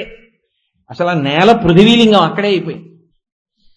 ఇప్పుడు నేను ఇంకా ఇప్పుడు శివార్చన అసలు ఎలా చేయాలన్న చేత లేనిపోను కూడా ఎందుకు వచ్చింది నేను చెప్పను. కానీ అవన్నీ ఈ మారేడు దళాలు పట్టుకెళ్లేటప్పుడు ఒక విధి విధానం ఉంది. ఓ పెద్ద పళ్ళెంలో భార్య మారేడు దళాన్ని తుడిచి దాని మీద సాలెపురుగు కానీ ఏదీ లేకుండా బూజు లేకుండా తుడిచి, కన్నాలు లేనిది, కొరికి వేయబడింది, పురుగులు తిననిది, ముక్కలు కానిది, మూడాకులున్నది దళాన్ని పళ్ళెంలో పెట్టి పళ్ళెం ఇస్తూ ఉండాలి, ఖాళీ పళ్ళెం తీసేస్తూ ఉండాలి. ఆయన ఒక్కొక్క దళాన్ని తీసి ఈశ్వరుడి మీద వేస్తే ఈయన తగిలిందా లక్ష్మీ కటాక్షం, బోర్లా పడిందా జ్ఞానం కలుగుతుంది. మారేడు దళం లక్ష్మీస్థానం. ఒక్కళ్ళని చేస్తామండి అలాగా. ఇలా రొట్ట పైకెత్తి అందులో పురుగే ఉందో, గొంగళీ పురుగే ఉందో, సాలెపురుగే ఉందో, బూజే ఉందో, వేడే ఉందో, ఒకాకుందో, ఈనుందో, ముళ్ళుందో మనకు అనవసరం. వేసేయడమే శివలింగం మీద. అవే తొక్కేయడం. వాటిని ఇలా ఇలా సరిచేసి చుట్టూ శివలింగం పైకొచ్చేటట్టు చేశాం. భక్తి ఇన్ని చేసినా నువ్వు మారేడు దళాలతో పూజ చేస్తున్నావా, పత్రి విసిరేస్తున్నావా? ఆకులు ఆయన మీద, ఆకులు విసురుతున్నావు ఆయన మీద. సార్వభౌముడు ఆయన. ఆయన కన్నెర్ర చేస్తే కానీ ఆయన అంటాడు, పోన్లేరా పాపం ఏదో తెచ్చి వేశాడు కదా, కోటేశ్వరరావు నీకెందుకు ఇంత అల్లరి, నేను పుచ్చుకునేవాడిని అంటాడు. కాబట్టి పత్తి రిసుమంతనే వాడు పారవయిచు. ఆయన వెంటనే ఏంటంట, కామధేనువు వానింటి గాడి పశువు పట్టుకెళ్ళి వాళ్ళ కోష్టంలో కట్టేస్తాట. గోష్టంలో పట్టుకెళ్ళి ఓ కామధేనువుని పట్టుకెళ్ళి కట్టేస్తాట. కామధేనువు వానింటి గాడి పశువు, అల్ల సురశాఖ వానింటి మల్లె చెట్టు. కల్పవృక్షాన్ని పట్టుకొచ్చి వాళ్ళ ఇంట్లో మల్లె చెట్టు కింద పాతేసి వెళ్ళిపోతాట. ఇంతటి సులభుడు. ఈ మహేశ్వరత్వంలో ఉన్న ప్రభుత్వమునందున్న సౌజన్యమునకు శంకర భగవత్పాదులు పొంగిపోయారు శివానంద లహరిలో. ఆయన అన్నారు, అరహసి రహసి స్వతంత్ర బుద్ధ్యా వరివసితుం సులభ ప్రసన్నమూర్తి అగణిత ఫలదాయక ప్రభుర్మే జగజగికో హృది రాజశేఖరోస్తి. ఏమి శ్లోకం అండి! అనుభవించిన శంకర భగవత్పాదుల యొక్క గళంలోంచి వచ్చినటువంటి శ్లోకం. ఆయన అన్నారు, అరహసి రహసి స్వతంత్ర బుద్ధ్యా. సార్వభౌముడు మీకు లొంగిపోయాడు, ఏదో కారణం మీకు లొంగిపోయాడు ఆయన. ఇప్పుడు సార్వభౌముడు మీ దగ్గర ఉన్నాడు, మీరు పట్టుకున్నారు ఆయన. ఇప్పుడు ఆయన్ని మీరు తీసుకెళ్లి పక్కన పెట్టుకుని, ఈయన్ని నేను లొంగ తీసుకున్నాను, ఈయనేం మీరు కూర్చోసుకోలేదు, సింహాసనం మీద మీరు కూర్చోలేదు, ఆయన్ని మీ చెప్పు చేతల్లో పెట్టుకున్నారు. ఇప్పుడు మీకు ఏదో కావాలి, మీరేం చేస్తారు? ఏమాయ్ అది చేయించు అంటారు. అంటే ఆయన ఏం చేస్తారు? మీకు లొంగిపోయాడు కాబట్టి. సార్వభౌముడైనా కూడా ఇదిగో పాదం పట్టుకున్న వాళ్ళలాగా, కొండ మీద కూర్చోబెట్టిన వాళ్ళలాగా గురువు గారికి అది చేసి పెట్టండి అంటాడు. అంటే ఇప్పుడు ఏమైంది? సార్వభౌముడే లొంగిపోతే మీకు తీరని కోరికే ఉంటుంది. సార్వభౌముడు ఎందుకు లొంగిపోతాడండి అలాగా? ఆయన దగ్గర సైన్యం లేదు, పేకొత్తరించేయడు, ఆయన్ని లొంగ తీసుకోవడం తేలిక. లొంగిపోతాడయా ఈ సార్వభౌముడు? దేనికి లొంగిపోతాడో తెలుసా? ప్రీతితో ఒక్క మారేడుదలం వేయి లొంగిపోతాడు. అప్పుడు ఆయన ఏం చేయొచ్చో తెలుసా? అరహసి రహసి అందరూ చూస్తుండగానే పూజ చేయొచ్చు. అంటే ఏం చేస్తున్నారండి? పూజ చేసుకుంటున్నారు, అందరికీ తెలిసేట్టు పూజ చేయొచ్చు. రహసి ఎవ్వరికీ తెలియకుండా ఇక్కడే కూర్చోబెట్టుకుని పూజ చేయొచ్చు, మానస పూజ చేయొచ్చు. అక్కడ ఉన్నవాడు ఇక్కడికి ఎలా వస్తాడు? లొంగాడు ఇక్కడికి వస్తాడు. స్వతంత్ర బుద్ధ్యా అక్కడికి వచ్చి చేస్తాను కూర్చో, ఇంకా అక్కడ కూర్చుంటాడు. నేను అక్కడికి రావడం కుదరదు, ఇక్కడికి వచ్చి కూర్చో, ఇక్కడికి వచ్చి కూర్చుంటాడు. మారేడు దళాలు పట్టుకొచ్చాను వేస్తున్నాను పుచ్చుకుంటాడు. మారేడు దళాలు లేవు, మంచినీళ్లు లేవు, రైల్లో ఉన్నాను కూర్చో, ఇక్కడ మనసుతో సంకల్పించి వేస్తున్నాను, ఇదిగో మారేడు దళం పుచ్చుకో. అలాగే బాబాయ్ అక్కడ లేకపోయినా పుచ్చుకుంటాడు. స్వతంత్ర బుద్ధ్యా లొంగ తీసుకున్నానయా నేను, లొంగిపోయాడు నాకు. అందుకని ఇప్పుడు నువ్వు శివుడి దగ్గరికి వెళ్ళి పూజ చేస్తున్నావా? అక్కడ కూర్చో వస్తున్నానంటే కూర్చుని పూజ పుచ్చుకుంటున్నాడా? అక్కడ కూర్చుని పూజ పుచ్చుకుంటున్నాడు. ఈశ్వర శివాలయానికి వస్తున్నాం మేము ఇవాళ, మీకు నమస్కారం చేద్దాం అనుకుంటున్నాం, సిద్ధంగా ఉండండి పుచ్చుకోవడానికి. రావోయ్ రావోయ్ రావోయ్ ఎదురు చూస్తుంటాను. పూర్ణకుంభం అంటే అదేనండి. పూర్ణకుంభం మీద చెయ్యి ఎందుకు వేస్తారో తెలుసా? ఈశ్వరుడు వెంపర్లాడతాట, అమ్మో వీడు వస్తున్నాడా, అమ్మ బాబోయ్ వాడొచ్చి నా దగ్గరికి రావడం ఏంటి? తండ్రి కొడుకుని చూసి ప్రీతి పొందినట్టు చూడకుండా ఉండలేక గుళ్ళోంచి బయటకు వస్తాడు. బయటకు వచ్చి రాజద్వారం నిలబడికి రా రా రా రా ఎన్నాళ్ళకు వచ్చావురా నాన్న అంటాడు. అంటే వచ్చాను ఏంటి షేక్ హ్యాండ్ ఇవ్వకూడదు, స్వామి నమస్కారం. ఆ పూర్ణకుంభాన్ని ఒకసారి తాకి లోపలికి వెళ్ళాలి పూర్ణకుంభంతో. ఈశ్వరుడు బయటికి వస్తే పూర్ణకుంభం బయటకు వచ్చిందంటారు. అందరికీ పూర్ణకుంభం అందుకే ఇవ్వరు, ఆ భక్తి కలిగిన వాళ్ళకే, అధికారం ఉన్న వాళ్ళకే పూర్ణకుంభం ఇచ్చి లోపలికి తీసుకురావాలి. కాబట్టి ఈశ్వర మేము వస్తున్నాము, మీరు ఇవాళ శివాలయంలో ఉండండి, పూజ చేస్తాం, అక్కడ ఉండి పుచ్చుకుంటాడు. ఈశ్వర ఇవాళ మాకు ఆలయానికి రావడం కుదరట్లేదు, మీకు పూజ చేయడం కుదరట్లేదు బాహ్యంలో, మేము ఇవాళ వెళ్ళిపోతూ కారులో కూర్చుని పూజ చేద్దాం అనుకుంటున్నాం, రండి. వస్తున్నాను. కారు ఎక్కి ఇక్కడ కూర్చుంటాడు. కారు వెళ్ళడానికి జగన్నాథపురం 25 నిమిషాలు పడుతుంది. రత్నైకల్పితమానసం హిమజలై స్నానంచ దివ్యాంబరం నానారత్న విభూషితం మృగమదామోదాంకితం చందనం జాజీ చంపక బిల్వపత్రచితం పుష్పంచ రూపం దదా దీపం దేవదయా నిధే పశుపతే హృత్కల్పితం గృహ్యతాం. ఇదిగో ఆవు పాలతో అభిషేకం చేస్తున్నాను గుచ్చుకోండి అని ఆ పాలు పోసేశారు. కోటేశ్వరరావు గారు అభిషేకం చేసేశాడు, వేసేస్తాడు ఖాతాలో. స్వతంత్ర బుద్ధ్యా శంకరాచార్యులు వారు పొంగిపోయారు. ఆయనకి నేను చేయడేటయా, నా దగ్గర పుచ్చుకుంటున్నాడు నేను చెప్తే, అక్కడికి వచ్చి చేస్తానంటే అక్కడ కూర్చుని పుచ్చుకుంటాడు, ఇక్కడికి వచ్చి కూర్చుని పుచ్చుకో అంటే ఇక్కడికి వచ్చి కూర్చుని పుచ్చుకుంటాడు. అంత లొంగిపోయాడు. అంత లొంగిపోయిన వాడిని నేను అడిగితే ఏ పని నాకు చేయడు? వరివసితం నేను అర్చిస్తుంటే అలాగా సులభ ప్రసన్నమూర్తి అగణిత ఫలదాయక. ఏమి మాటలండి శంకరాచార్యులు వారివి! అగణిత ఫలదాయక, ఈ ఫలం ఇస్తాడు ఆ ఫలం ఇస్తాడని లెక్కలు పెట్టుకో. ఏమి ఇవ్వలేడని అడుగంతే, ఏదైనా ఇస్తాడు, నీకు లెక్క చెప్పడం కుదరదా? నీకు ఐశ్వర్యం ఇస్తాడు, మోక్షం ఇస్తాడు, జ్ఞానం ఇస్తాడు, ఏదైనా ఇచ్చేస్తాడు. అగణిత ఫలదాయక జగదధికో, ఆయన జగత్తు కన్నా అధికుడు, కానీ నాకు లొంగిపోయాడు. జగదధికో హృది రాజశేఖరోస్తి ప్రభుర్మే, ఆయన లోకమునకంతటికి ప్రభువు, కానీ నా మాట వింటాడు. ఎందుకని? అలా లొంగిపోయేటటువంటి లక్షణం ఆయనకుంది.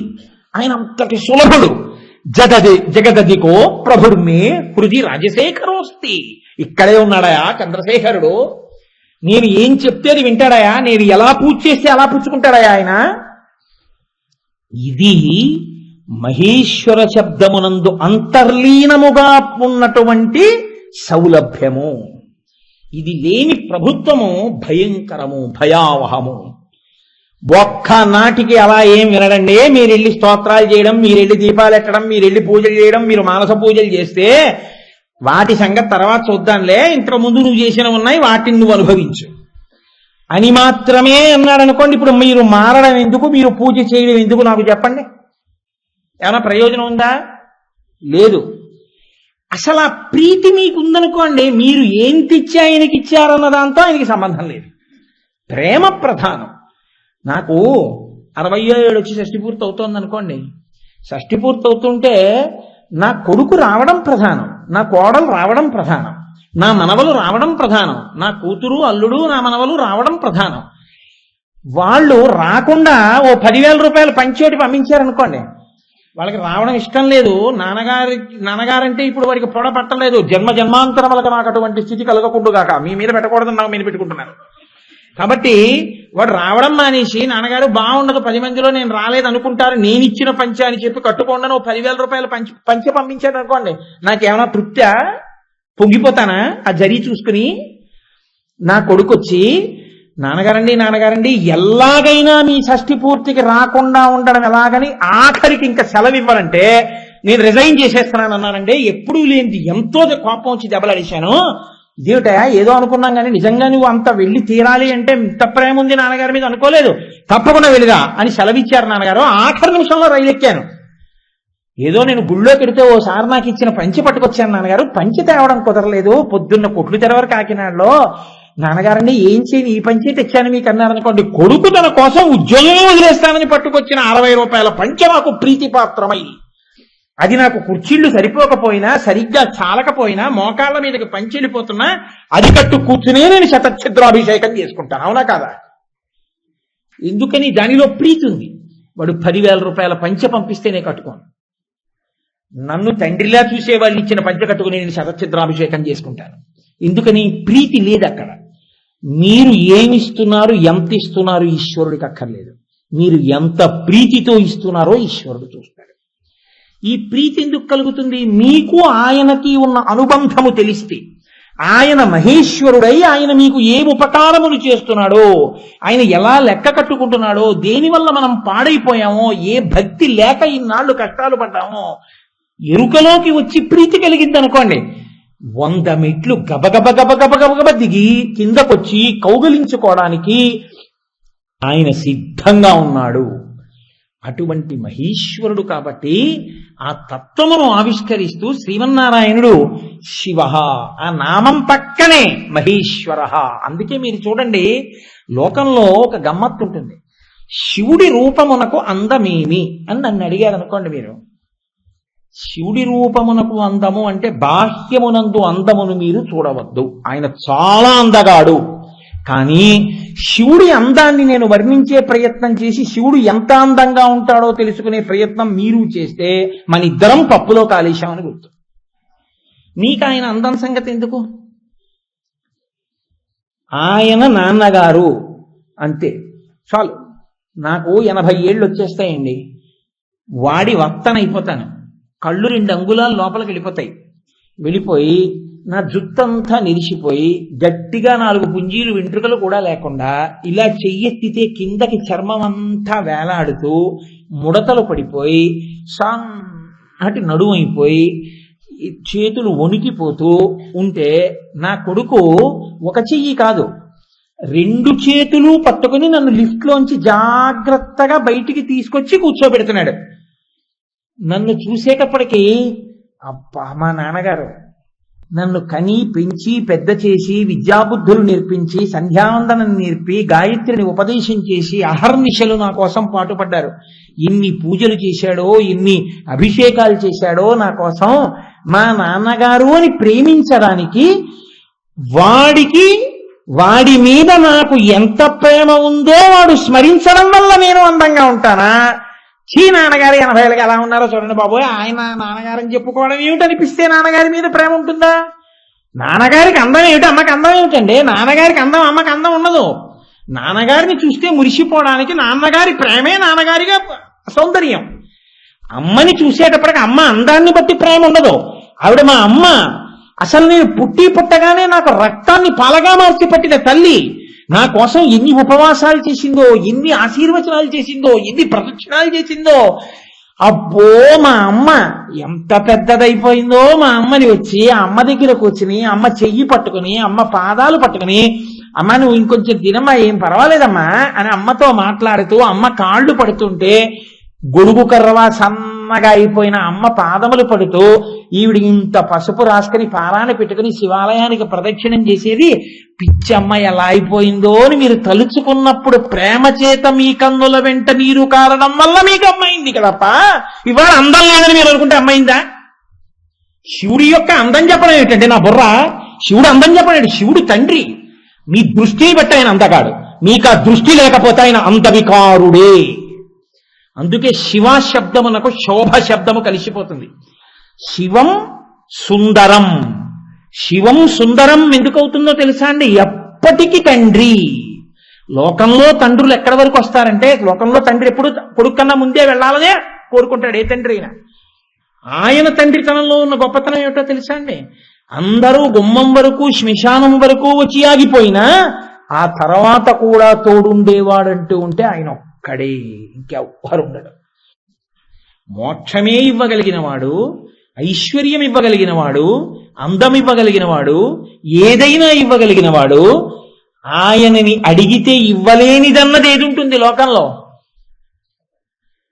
కాబట్టే శివ కవచం చేస్తున్నప్పుడు ఒక మాట అంటారు, ఓం నమో భగవతే సదాశివాయ సకల తత్వవిదూరాయ సకల లోకైక కర్త్రే సకల లోకైక హర్త్రే సకల లోకైక సంహర్త్రే సకల లోకైక గురవే సకల లోకైక సాక్షిణి సకల నిగమ గుహ్యాయ సకల లోకైక వరప్రదాయ సకల దురితార్తి భంజనాయ సకల జగదభయంకరాయ శాశ్వత నిజావాసాయ నిరావాసాయ నిరాతంకాయ నిష్కలంకాయ నిష్ప్రపంచాయ నిర్ద్వంద్వాయ నిస్సంగాయ నిర్మమాయ నిర్మలాయ నిరుపమ విభవాయ నిత్యశుద్ధ బుద్ధ పరిపూర్ణ సచ్చిదానందద్వైత పరమ ప్రకాశాయ పరమశాంత ప్రకాశాయ తేజోరూపాయ తేజోధిపతయే జయ జయ జయ రుద్ర మహారౌద్ర వీరభద్రావతార మహాభైరవ కాల భైరవ కల్పాంత భైరవ కపాల మాలాధర ఖట్వాంగ ఖడ్గ చర్మ పరశుపాశంకుశ ఢమరుక మృగశూల చాప బాణ గదా శక్తి బిందివాల తోమర ముసల ముసుండి ముద్దర ప్రాస పరిఘ పట్టిశ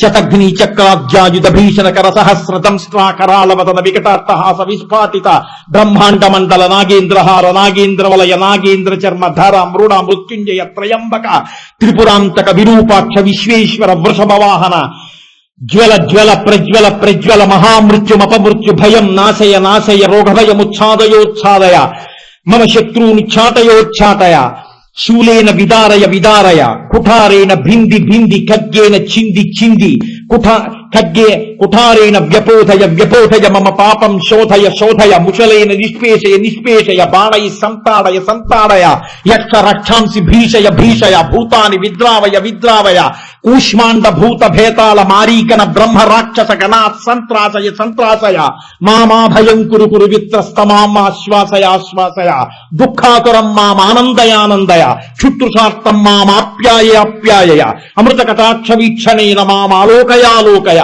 మాం సంజీవయ సంజీవయ నరక భయాన్ మాముద్ధరోద్ధర శివ కవచేన మామాచ్ఛాదయాచ్ఛాయ త్రయంబక సదాశివ పరమశివ నమస్తే నమస్తే నమస్సు. కోరికని కాల్చగలిగిన వాడు మృత్యువుని తన్నగలిగినవాడు. ఆ హృదయం పట్టుకున్నారు శంకర భగవత్పాదులు. మార్కండేయుడు నాకు చావు రాకూడదనలేదు, శివలింగాన్ని పట్టుకుని చంద్రశేఖరమాశ్రయే మమ కింకరిష్యతి వయ్యమహ అని అడిగాడు. నేను చంద్రశేఖరుణ్ణి ఆశ్రయించి ఉన్నాను, ఆయన పరిపాలకుడు, మహేశ్వరుడు, శ్రేష్ఠుడు, దక్షుడు. నేను ఆయనని పట్టుకునుండగా నన్ను యముడు ఏం చేస్తాడన్నాడు. అది తెలుసుకోలేని యముడు పాశం వేశాడు. ఇప్పుడు ఆయన శివలింగాన్ని కౌగిలించుకుని ఉన్నాడు. ఈ పాశం మార్కండేయుడి తలతో పాటు శివలింగానికి కూడా పడింది. ఇంత కండ కావరమా అన్నాడు స్వామి. అంతే లేచొచ్చి ఎడమ కాలెత్తి పాదులు ప్రాణం వదిలేశాడు. యముడు చనిపోయాడు.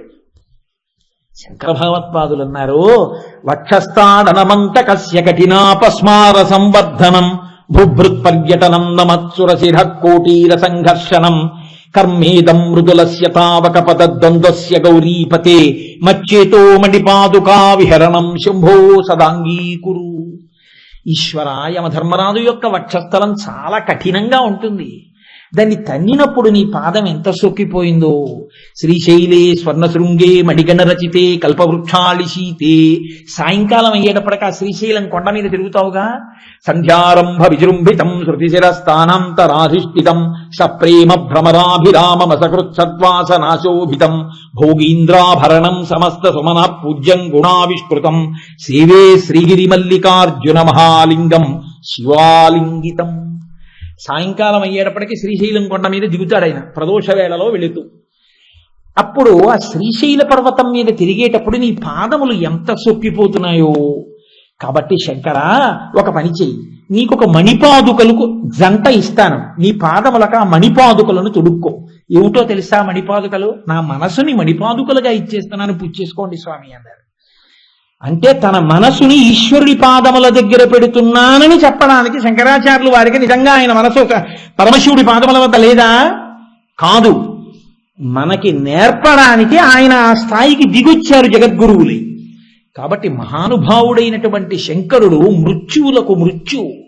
ఆయన్ని నమ్ముకున్న వాడికి లోటేమిటండి? ఆయన్ని నమ్ముకున్న వాడికి భయం ఎక్కడుంది?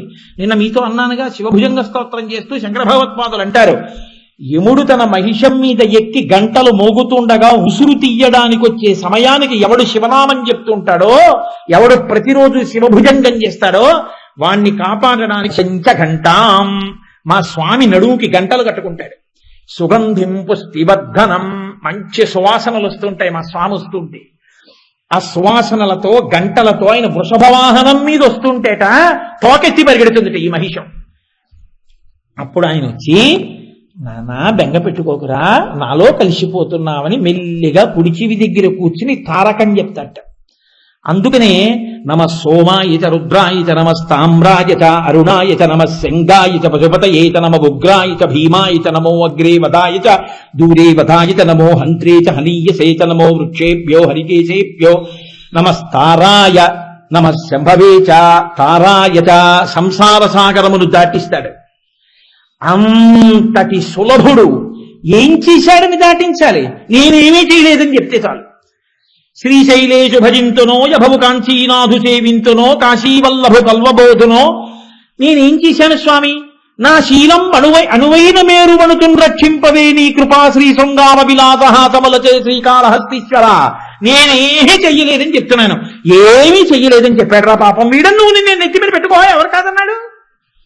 పెట్టుకుంటాడు అలా నిజంగా, వాడికి చెప్పాడు రా పాపం అని చెప్పి ఆఖరి ఊపిరిని శివానామంగా మార్చి తనలో కలుపుకుంటాడు. అంతటి ప్రసన్నుడు ఆయన, ఎంతటి పరిపాలకుడో, అంతటి సౌలభ్యమూర్తి. ఇది చెప్పడం మహేశ్వర.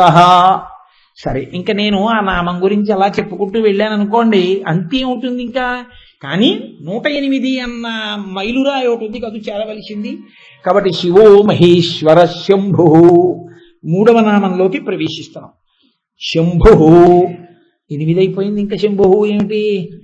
సరే, శంభు అంటే మీరు ఒక విషయాన్ని బాగా జ్ఞాపకంలో ఉంచుకోవాలి. శంభునామమునకు అర్థమేమి అంటే శం భావయతీతి ఇది శంభు. సమస్త సుఖములు ఎవరి దగ్గర ఉన్నాయో, ఎవరిలోంచి సమస్త సుఖములు వస్తున్నాయో, ఎవరు ఈ సమస్త సుఖములను లోకమునకు పంచి పెడుతున్నాడో వాడికి శంభు అని పేరు. మీరు ఒకటి జ్ఞాపకం పెట్టుకోండి, నాకు ఆకలి ఉంది, మీ దగ్గర పరవాన్నం ఉంది, మీరు పంచరు, ఏమైనా ఉపయోగం ఉందా? లేదు. సమస్త సుఖములకు తాను స్థానమై ఉండడం కాదు, సమస్త సుఖములకు తాను స్థానమై ఉండి వాటిని పంపకం చేసేవాడెవరున్నాడో వాడికి శంభువు అని పేరు. ఈ శం, ఈ సుఖము ఎంత గమ్మత్తుగా ఉంటుందో తెలుసా అండి లోకంలో? ఏమిటండి సుఖము అని మీరు అడగచ్చు నన్ను. ఈ శం బాహ్యంలో ప్రధానంగా ఎలా ఉంటుందంటే, బ్రహ్మాండములో ఉన్న సుఖములను పిండాండము అనుభవించడంగా ఉంటుంది. అంటే మీరేదో అయోమయంగా అన్నారు, ఆ మాట మాకు అర్థం కావట్లేదంటారు. బ్రహ్మాండంలో బయట ఒక యాపిల్ పండు ఉంది. ఆ యాపిల్ పండు యొక్క గొప్పతనం ఎప్పుడు తెలుస్తుంది? ఈ పిండాండం నాలుక మీద వేసుకుని యాపిల్ పండు రుచిని చూసి తిన్నప్పుడు కదండి. బ్రహ్మాండంలో గులాబీ పువ్వు ఉంది, దానికి గొప్ప సౌందర్యం ఉంది, అందం ఉంది. గులాబీ పువ్వు అందం మీకు ఎప్పుడు తెలుస్తుంది? మీకు కన్ను ఉన్నప్పుడు. అక్కడ కస్తూరి ఉంది, దాని సువాసన మీకు ఎప్పుడు తెలుస్తుంది? మీకు ముక్కు ఉన్నప్పుడు. మీ కొడుకొచ్చి మిమ్మల్ని కౌగిలించుకున్నాడు, పుత్రగాత్ర పరిష్వంగం యొక్క అందం ఆనందం మీకు ఎప్పుడు తెలుస్తుంది? మీకు స్పర్శ ఉన్నప్పుడు. ఇప్పుడు బ్రహ్మాండమునందు ఇన్ని సుఖములను ఎవరు ఏర్పాటు చేశారు? ఈ పళ్ళు కాని, తోటలు కాని, పొలాలు కాని, జలపాతాలు కాని, పువ్వులు కాని, వీణానాదములు కాని, మృదంగములు కాని, చప్పుళ్ళు కాని, కోయిలలు కాని, పాటలు కాని, చిలకలు కాని, చెట్లు కాని, పర్వతాలు కాని, కొండలు కాని, నదులు కాని, ప్రవాహాలు కాని, ఇవన్నీ ఎవరు ఏర్పాటు చేశారు? మీరు పెట్టలేదు, నేను పెట్టలేదు. ఈశ్వరుడే ఏర్పాటు చేశాడు, ఆయనే సృష్టించాడు. ఇవన్నీ సృష్టించి మిమ్మల్ని సృష్టించాడు. మీకు ఒక్క 5 ఇవ్వడం మానేశాడు అనుకోండి. ఆయన కన్ను, ముక్కు, చెవి, నోరు, నాలుక 5 తీసేశాడు. కన్ను లేదు, లేదా కన్నుంది చూడదు, ముక్కుంది వాసన చెప్పదు, నాలుగుంది రుచి చెప్పదు, చర్మం ఉంది స్పర్శ చెప్పదు, చెవులున్నాయి వినడం తెలియదు. జాగ్రత్తగా ఆలోచించండి. ఇప్పుడు మీకు బ్రహ్మాండంలో ఉన్న సుఖాలతో మీకేమైనా పనుందా? గులాబీ పూలు ఉన్నాయి, మీరేమైనా చూస్తారా?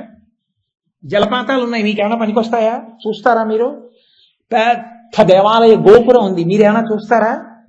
గరుత్మంతుడు రెక్కలు విప్పి చక్కగా ఉన్నాడు, మీరు చూస్తారా? నందీశ్వరుడు శివలింగం వంక చూస్తూ ఉన్నాడు, పెద్ద మూర్తి, మీకేమైనా కనపడుతుందా? చిలక ఆకుపచ్చగా ఉండి ఎర్రటి ముక్కుతో ఉంది, మీరేమైనా చూసి సంతోషిస్తారా? మీకెందుకు పనికిరాదు అది. కస్తూరి, జవ్వాజి, జాపత్రి, ఆలుక ఇటువంటి సుగంధ ద్రవ్యాలు ఉన్నాయి, సన్నజాజి పువ్వుల పరిమళం ఉంది, మీకేమైనా పనికొస్తుందా? ముక్కు లేదు. నిప్పు కణిక పట్టుకొచ్చి మీ నాలుక మీద వేసినా, బందర్ లడ్డూ పట్టుకొచ్చి మీ నాలుక మీద పెట్టినా మీకోటే, ఎందుకంటే మీ నాలుకకు రుచి తెలియదు. బొగ్గు పట్టుకొచ్చి పెట్టినా మీరు తినేస్తారు. వేడి పదార్థాన్ని మీకు ఇలా తగిలించినా మీకు తెలియదు, ఫ్యాన్ పెట్టకపోయినా మీకు తెలియదు, పెట్టినా మీకు తెలియదు, ఎందుకంటే స్పర్శ తెలియదు. ఇప్పుడు చర్మముకు స్పర్శ లేదు, మీకు సుఖం లేదు. ఈ బ్రహ్మాండములో ఉన్నవి ఏవైనా ఈ 5 లేకపోతే మీకు పనికొస్తాయా? సుఖములు ఉంటాయా? లేవు. ఈ సుఖములన్నీ ఎప్పుడున్నాయో తెలుసా అండి? కంటికి చూడడం, ముక్కుకి వాసన చూడడం, నాలుకకి రుచి చెప్పడం, చెవికి వినడం, చర్మానికి స్పర్శ, ఈ 5 ఉంటేనే అవన్నీ ఉన్నాయి. ఈ 5 ఎవరిచ్చారు? అమ్మిచ్చిందా? నాన్నగారు ఇచ్చారా? మామయ్య ఇచ్చాడా? బాబాయ్ ఇచ్చాడా? పెళ్లిలో చదివించారా? ఎవరిచ్చారు? ఈశ్వరుడు ఇచ్చాడు. ఈ కన్ను పెట్టి కన్నుకి చూసే శక్తిని ఎవరిచ్చారు? లోపల తాను జ్యోతిగా కూర్చుని దాని వెలుగు దాని మీద పడి అది చూస్తోంది. నానాఛిద్ర ఘటోదర స్థిత మహాదీప ప్రభాభాస్వరం జ్ఞానం యస్యతు చక్షురాదికరణ ద్వారా భైస్పందతే జానామీతి తమేవ భాంతమనుభాత్యేతత్ సమస్తం జగత్ తస్మై శ్రీ గురుమూర్తయే నమః శ్రీ దక్షిణామూర్తయే. ఆయనే లోపల జ్యోతిగా ఉండి కన్ను చూసేట్టు చేస్తున్నాడు. ఆయనే లోపల జ్యోతిగా ఉండి చెవి వినేట్టు చేస్తున్నాడు. చెవి ఉండి వినలేని వాళ్ళు లేరా? కన్ను ఉండి చూడలేకపోతున్న వాళ్ళు లేరా? ఈ 5 పని చేయిస్తున్నవాడు ఆయనే.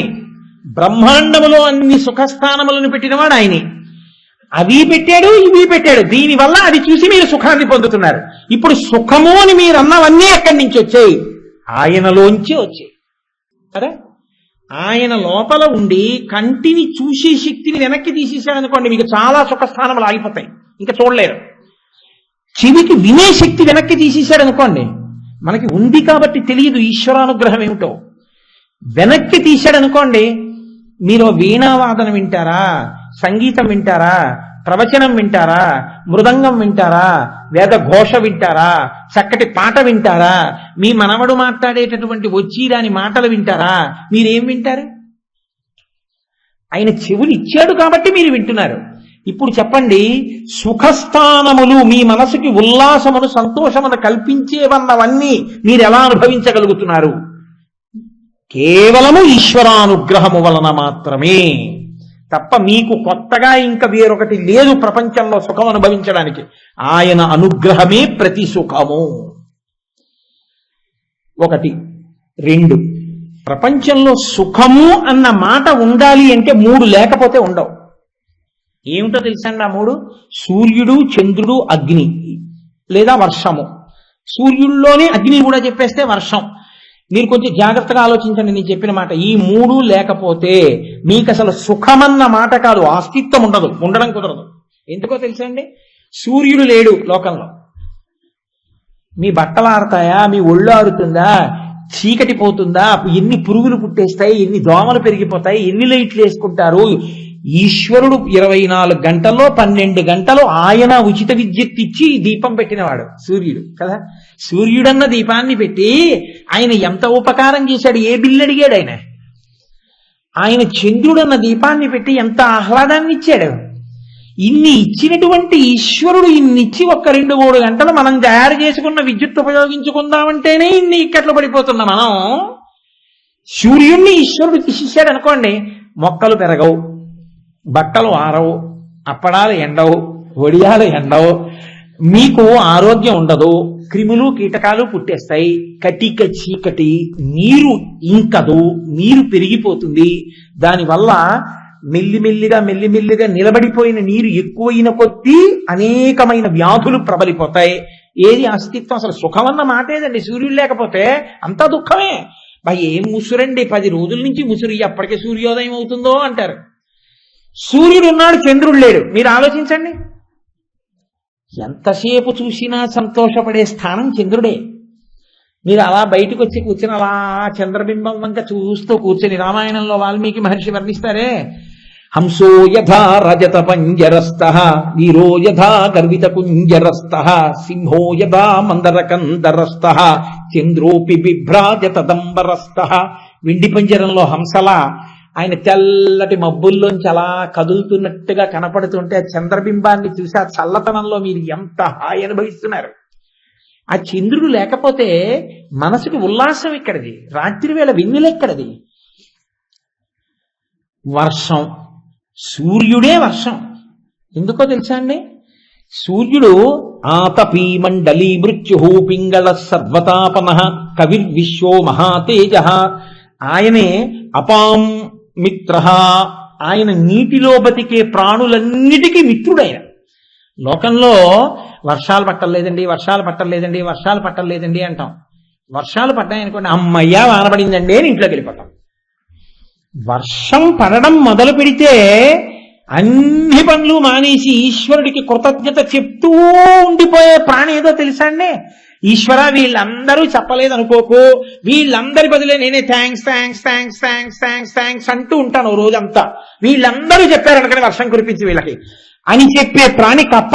అదొక్కటే బెకబెక అంటూనే ఉంటుంది. అందుకేట ఈశ్వరుడికి అంత కృతజ్ఞత చెప్తుంది కాబట్టి వర్షం పడితే కప్పను చూస్తే ఇష్టంట. అందుకే కప్పలను ఊరేగిస్తారు. పిచ్చేళ్లే ఊరేగించలేదు మన వాళ్ళు, మూఢనమ్మకాలే కాదు. మీరేం చేస్తారు?